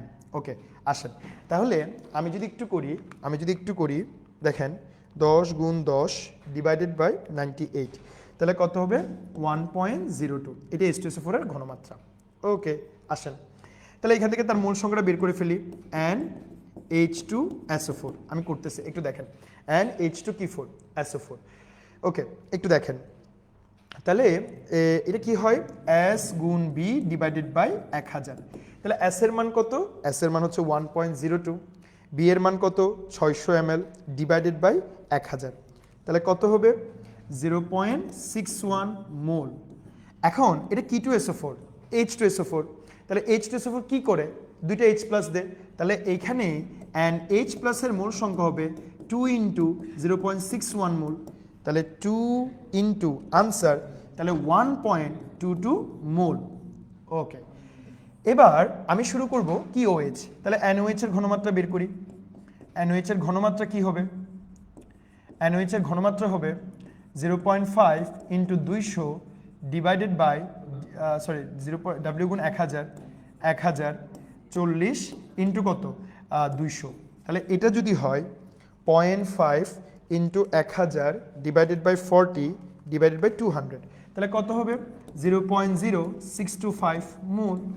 ওকে, তাহলে আমি যদি এখন করি তাহলে NOH মাইনাস এটা হচ্ছে তার ঘনমাত্রা, সরি তার মূল সংখ্যা। এখন আমাকে একটু কষ্ট করে বলো, এখানে H বেশি নাকি OH বেশি? চোখের দেখাই তো দেখা যাচ্ছে H এর পরিমাণ বেশি, তাহলে এটা কোন দ্রবণ হবে? অম্লীয় দ্রবণ। তাহলে মানে এখানে OH মাইনাস লিমিটিং বিক্রিয়ক, তাহলে অবশিষ্ট কি প্লাস H প্লাস, তাহলে অবশিষ্ট H প্লাসের মূল সংখ্যা কত? অবশিষ্ট H প্লাসের মূল সংখ্যা কত? 1.22 মাইনাস আনসার, তাহলে 1.22 মাইনাস 0.0625, তার মানে এটার মান হচ্ছে 1.15 মোল H প্লাস। তার মানে এতটুকু পরিমাণ H প্লাস কোথায় আছে? দ্রবণে আছে। এখন স্যার আমাকে কি বলছে একটু ভালো করে দেখো, আমাকে বলতেছে স্যার মানে একে প্রশমিত করতে হবে, মানে পূর্ণ প্রশমিত করবে। এটা কি এখন প্রশমিত হয়েছে? না, এটা কোন দ্রবণ? অম্লীয় দ্রবণ। তাহলে অম্লীয় দ্রবণকে প্রশমিত করতে কাকে লাগবে? ক্ষারকে লাগবে অবশ্যই। তাহলে এখানে H প্লাসের পরিমাণ কত? 1.15 মোল কি প্লাস H প্লাস, তাহলে 1.15 মোল H প্লাসকে আমি একটু অপর পেজে করতেছি, একটু দেখো। 1.15 মোল H প্লাসকে প্রশমিত করতে কতটুকু লাগবে? 1.15 মোল কি লাগবে? OH মাইনাস লাগবে। তাহলে আমরা জানি 1.15 মোল OH মাইনাস যে কথা, OH মাইনাস লাগবে, ইয়েস অর নো? তাহলে OH মাইনাস যদি লাগে আমাকে বলেন OH মাইনাস যদি লাগে, তাহলে স্যার দেখেন আমাকে বলছে হচ্ছে পরস্পর প্রশমিত করতে আর কত আয়তনে এসিড, তাহলে আমার কি মাইনাস লাগতেছে? আমার OH মাইনাস লাগতেছে। হ্যাঁ, তাহলে এই OH মাইনাসের মানে এত মোল OH মাইনাস লাগবে, তাহলে এত মোল OH মাইনাসের ঘনমাত্রাটা কত হবে? তাহলে NOH এর ঘনমাত্রা হবে S ইন্টু N গুণ 1000 ডিভাইডেড বাই V, মানে এটা লাগবে। তাহলে আমার এখন লাগবে 1.15 ইন্টু 1000, তাহলে V এর মান কত? বড় করে বলো, V এর মান কত? দুইটার মিশ্রণ 600 যোগ 200, তাহলে কত হবে স্যার? 800। আসেন লিখি, 1000 ডিভাইডেড বাই 800, তাহলে আমার লাগবে NOH লাগবে 1.44 m। আমি ঘনমাত্রা বের করছি, কিন্তু আমাকে ঘনমাত্রা চায় না, আমাকে চাইছে আয়তন। তাহলে আমরা কি জানি? ঘনমাত্রা ইকুয়ালস টু SV, কোন এককে? লিটার এককে। তাহলে V সমান ঘনমাত্রা মোল সংখ্যা n ইকুয়ালস টু SV, কোন এককে? লিটার এককে। তাহলে V সমান n বাই S, তাহলে n এর মান কত? 1.15, S এর মান কত? 1.44, তাহলে কত হবে? 1.15 ডিভাইডেড বাই আনসার, তাহলে হবে 0.79 লিটার। ঠিক আছে, তাহলে এই পুরা দ্রবণকে প্রশমিত করতে 0.79 লিটার NOH লাগবে, যার ঘনমাত্রা 1.44 m। বুঝতে পারছেন স্যার? দেখি একটু বড় ম্যাথ, কিন্তু খুব সুন্দর একটা ম্যাথ, একটু দেখো বুঝছো কিনা।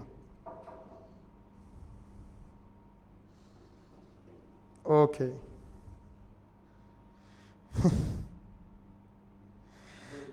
স্যার সব কি আজকে পড়াবেন? স্যার সব আজকে পড়াবেন? আসলে আমাদের তো একটু মেন সমস্যা হয়ে গেছে স্যার, আসলে ক্লাসটা শুরু করার কথা 9টায়, আমরা শুরু করছি 9:30টায়। এখন চিন্তা করলে কিন্তু এখন 1 ঘন্টা ক্লাসও হয় নাই। এখন রসায়নের ক্লাস স্যার 1 ঘন্টা, তো আসলে একটা ম্যাথ করাতে গেলে তো 10-15 মিনিট লেগে যায় স্যার। ঠিক আছে স্যার? তো এই জন্য স্যার আসলে বোঝানোর একটু টাফ। আমি জানি স্যার, আসলে আপনাদের কষ্ট হয়, এটাই আসলে আপনারা যেমন কষ্ট করতেছেন, আমরা কিন্তু সারাদিন অফলাইনে ব্যাচ নিয়ে ক্লাস নিই। আজকে আমি অফলাইনে আলহামদুলিল্লাহ 6টা ব্যাচে ক্লাস নিয়েছি। 6টা ব্যাচে ক্লাস নেওয়ার পর আপনাদের ফারাবি স্যার যখন ক্লাস নিচ্ছিল তখনও কিন্তু আমি বসেছিলাম, আর ফারাবি স্যারের ক্লাস নেওয়ার পর হচ্ছে তারপর আমি ক্লাস নিতে দাঁড়াইছি। তাহলে আপনি তাহলে বলতেই পারেন যে আমি মোটামুটি আজকে সারাটা দিন ক্লাসের মধ্যেই ছিলাম, মানে এটাই। জৈব যৌগ স্যার আমরা ওই ইয়াতে পড়াবো, আমাদের বলে দিব স্যার, ওই আগে আমরা পরিমাণগত রসায়ন পড়াবো, পরিবেশ রসায়নটা শেষ করে পড়াবো। তো আমরা স্যার চেষ্টা করি যে আসলে অনেকক্ষণ ধরে আমরা চেষ্টা করি স্যার কীভাবে করে আগানো যায়। এখন মনে করেন অনেক সময় কি হয়, রাত হয়ে গেলে আসলে একটু টাইম তো সমস্যা হয়, কিন্তু কষ্টটা আসলে সবাই আমরা করতেছি। ইনশাল্লাহ ফিউচারটা আমাদের জন্য ভালোই রাখছে, কারণ আল্লাহ তাআলা তো বলছে তুমি কষ্ট করো, আমল নিয়ে কষ্ট করো, আমাকে ডাকো। তো আমরা আমল নিয়ে তো কষ্ট করতেছি যাতে সবার ভালো হয়, আমি কষ্ট করতেছি যাতে আমার ভালো হয়, আর আমার ভালোর মাধ্যমে যাতে আপনার ভালো হয়। তাহলে আপনিও কষ্ট করেন, দোয়া করেন, এটাই। এই স্যার আদিল মোহাম্মদ শিকদার আরোপ করেন, পড়ান স্যার, কষ্ট হচ্ছে না? আচ্ছা স্যার আরেকবার বুঝাই দেন। হ্যাঁ আরেকটু বুঝাই দিই, এটা আসলে কোয়েশ্চেনটা একটু সুন্দর কোয়েশ্চেন, খুব সুন্দর কোয়েশ্চেন আসছে ময়মনসিংহ বোর্ডে। এখানে H2SO4 এর পার্সেন্টেজ দেওয়া আছে, ওইখান থেকে আমি তার ঘনমাত্রা বের করছি, ঘনমাত্রা থেকে তারপর H+ এর মোল সংখ্যাটা বের করছি। আমরা জানি একটা H2SO4 এর থেকে দুইটা H+ বের হয়। আবার NOH এর ঘনমাত্রা বের করছি, মানে ঘনমাত্রা বের করছি, ওই ঘনমাত্রা থেকে তার কি সংখ্যা বের করছি, মোল সংখ্যা বের করছি। স্যার এখানে একটা জিনিস আমি একটু ভুল করছি, ভুলটা করছি হচ্ছে, হ্যাঁ এখানে আমরা একটা জিনিস মানে ভুল করছি একটু, স্যার দেখবেন এই জায়গায় আমরা ঘনমাত্রা বের করতে গিয়ে, সরি এটা আমরা ঘনমাত্রা বের করছি, হ্যাঁ ঘনমাত্রা বের করছি স্যার, একটু এখানে একটু ক্যালকুলেশনে সামিল হয়েছে। তাহলে আমরা এখন তার মূল সংখ্যাটা বের করব, NaOH। তাহলে NaOH হলে একটু স্যার NaOH হলে, তাহলে NaOH হলে কি হবে, Sb/1000, একটু এই জায়গায় আমরা ভুল করে ফেলছি।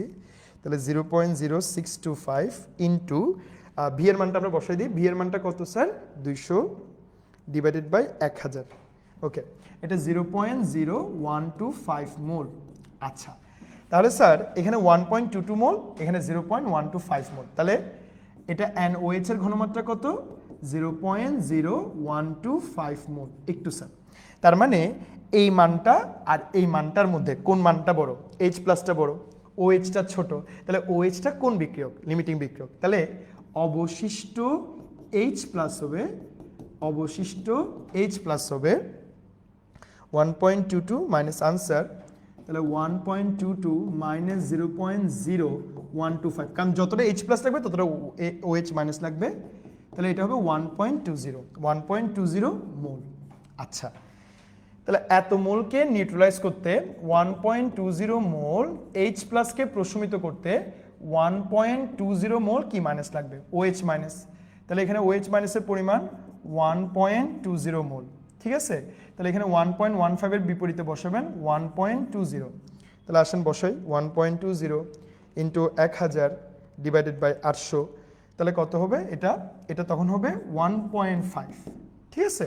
তাহলে 1.5 হলে এখানে আমরা কত বসাবো, n এর মান কত, n এর মান হচ্ছে 1.20, এটার মান হচ্ছে 1.5, তাহলে 1.20 ডিভাইডেড বাই 1.5, আনসার হবে 0.8। ঘুরে ফিরে সেমই আসছে, তাও একটু ওই জায়গায় একটু ভুল হয়ে গেছে স্যার, এটা একটু দেখে নিব। ওকে স্যার দেখেন সবার মিলছে নাকি, আমরা একটু শেষ করে দিই। তীব্র ঘুমকে বাধা দিয়ে ক্লাস করতেছি, তাও আমরা গরু। আসলে এটা তো আদর যত্ন করে আছে। ওকে, যতক্ষণ পড়াবেন ততক্ষণ আছি, আল্লাহ খুদাই জানে সত্যি কথা নাকি মিথ্যা কথা। যাক এটাই, যাক। আচ্ছা যে যে যে যে কথা বলছিল ফারিহা মনসুর নাবিলা, আপনি কি পড়াটা বুঝছেন? ওকে, যদি পড়া বুঝে থাকেন ওকে নেক্সট। স্যার এগুলো পারবেন, এগুলো আর বেশি কিছু না, এই সেম 10% দেওয়া আছে, সেমিমোলার দেওয়া আছে, মিশ্রণের প্রকৃতি কি হবে ইনশাল্লাহ পারবা। ওকে, তারপর স্যার একটু দেখেন, এটা দেখেন উদ্দীপকের অ্যাসিডের ঘনমাত্রা মোলারিটিতে প্রমাণ করো। এখানে কি কি দেওয়া আছে, পিপিএম থেকে কিভাবে মোলারিটিতে পরিণত করবেন গত ক্লাসে আমরা পড়াইছি। এ এবং বি এর জন্য কোনটি উপযোগী, এখানে একটু কি করতে হবে দেখো, এটা দ্বিক্ষারকীয় তীব্র অ্যাসিড, দ্বিক্ষারকীয় তীব্র অ্যাসিড মানে কি, তা দুইটা H+ দিবে, আর Na2CO3 দ্রবণ, এটাও কিন্তু দুটো OH মাইনাস দিবে, তাহলে ঘুরে ফিরে কে সেম। তাহলে এটা তীব্র অ্যাসিড, Na2CO3 কিন্তু তীব্র ক্ষার, Na2CO3 কিন্তু কি ক্ষার, তীব্র ক্ষার। তাহলে তীব্র ক্ষার আর তীব্র অ্যাসিডের পিএইচ এর মান কত হবে, 7, আর 7 হলে যে কোনো ধরনের নির্দেশক তুমি কি করবা, ব্যবহার করবা, আগের ক্লাসে পড়াইছিলাম। ওকে, তারপর স্যার এটা পড়ানো হয়েছে, এগুলো কোনো ব্যাপারই না আপনার জন্য এখন। এখানে একটু ভুল হয়েছে স্যার, এখানে এক্সটা হচ্ছে কে জানো, এক্সটা হচ্ছে H2SO4, ওই এটা বিক্রিয়াটা আসে নাই, H2SO4, এটা দিয়ে পেরে যাবেন ইনশাল্লাহ আমার মনে হয়, কুমিল্লা বোর্ডের কোয়েশ্চেন খুব ভালো হয়, মানে খুব সুন্দর কোয়েশ্চেন হয় এটা। তাহলে এবার দেখো এ বি আর এসি পাত্রের দ্রবণের টাইট্রেশনে একই নির্দেশক ব্যবহার করা যাবে না, যাবে কিনা? চট্টগ্রাম বোর্ড 2015। এটা K2SO4 H2SO4, এটা NH4OH, এটা দুর্বল ক্ষার। NH4OH H2SO4 কোন অ্যাসিড? তীব্র অ্যাসিড। এটা দুর্বল ক্ষার, এটা তীব্র ক্ষার। স্যার দেখেন এ বি এসি পাত্রের টাইট্রেশনে একই নির্দেশক ব্যবহার করা যাবে কিনা? হ্যাঁ যাবে, কারণ তীব্র অ্যাসিড তীব্র ক্ষারে আমরা যে কোনো নির্দেশক ব্যবহার করতে পারবো, আর তীব্র অ্যাসিড দুর্বল ক্ষারে আমরা শুধু ইউজ করতে পারবো মিথাইল রেড মিথাইল অরেঞ্জ। তাহলে methyl red methyl orange A এবং বিতে ব্যবহার করা যাবে, আবার same methyl red methyl orange A এবং সিতেও কি করা যাবে? ব্যবহার করা যাবে, ইনশাল্লাহ পারবো। নেক্সট স্যার, সেম দ্বিক্ষারীয় অম্ল, এটা MOH, এটা একটু ভুল হয়েছে, মানে এটা হবে বি পাত্র, এটা হবে সি পাত্র। আমার মনে হয় বাকিটা আপনারা পারবেন, কারণ এই ধরনের ম্যাথগুলো আমরা করে ফেলছি। নেক্সট, ওকে ওকে ওকে ওকে একটু দেখি এটা কি, এটা তো করাইছি, এটা পারবেন ইনশাল্লাহ।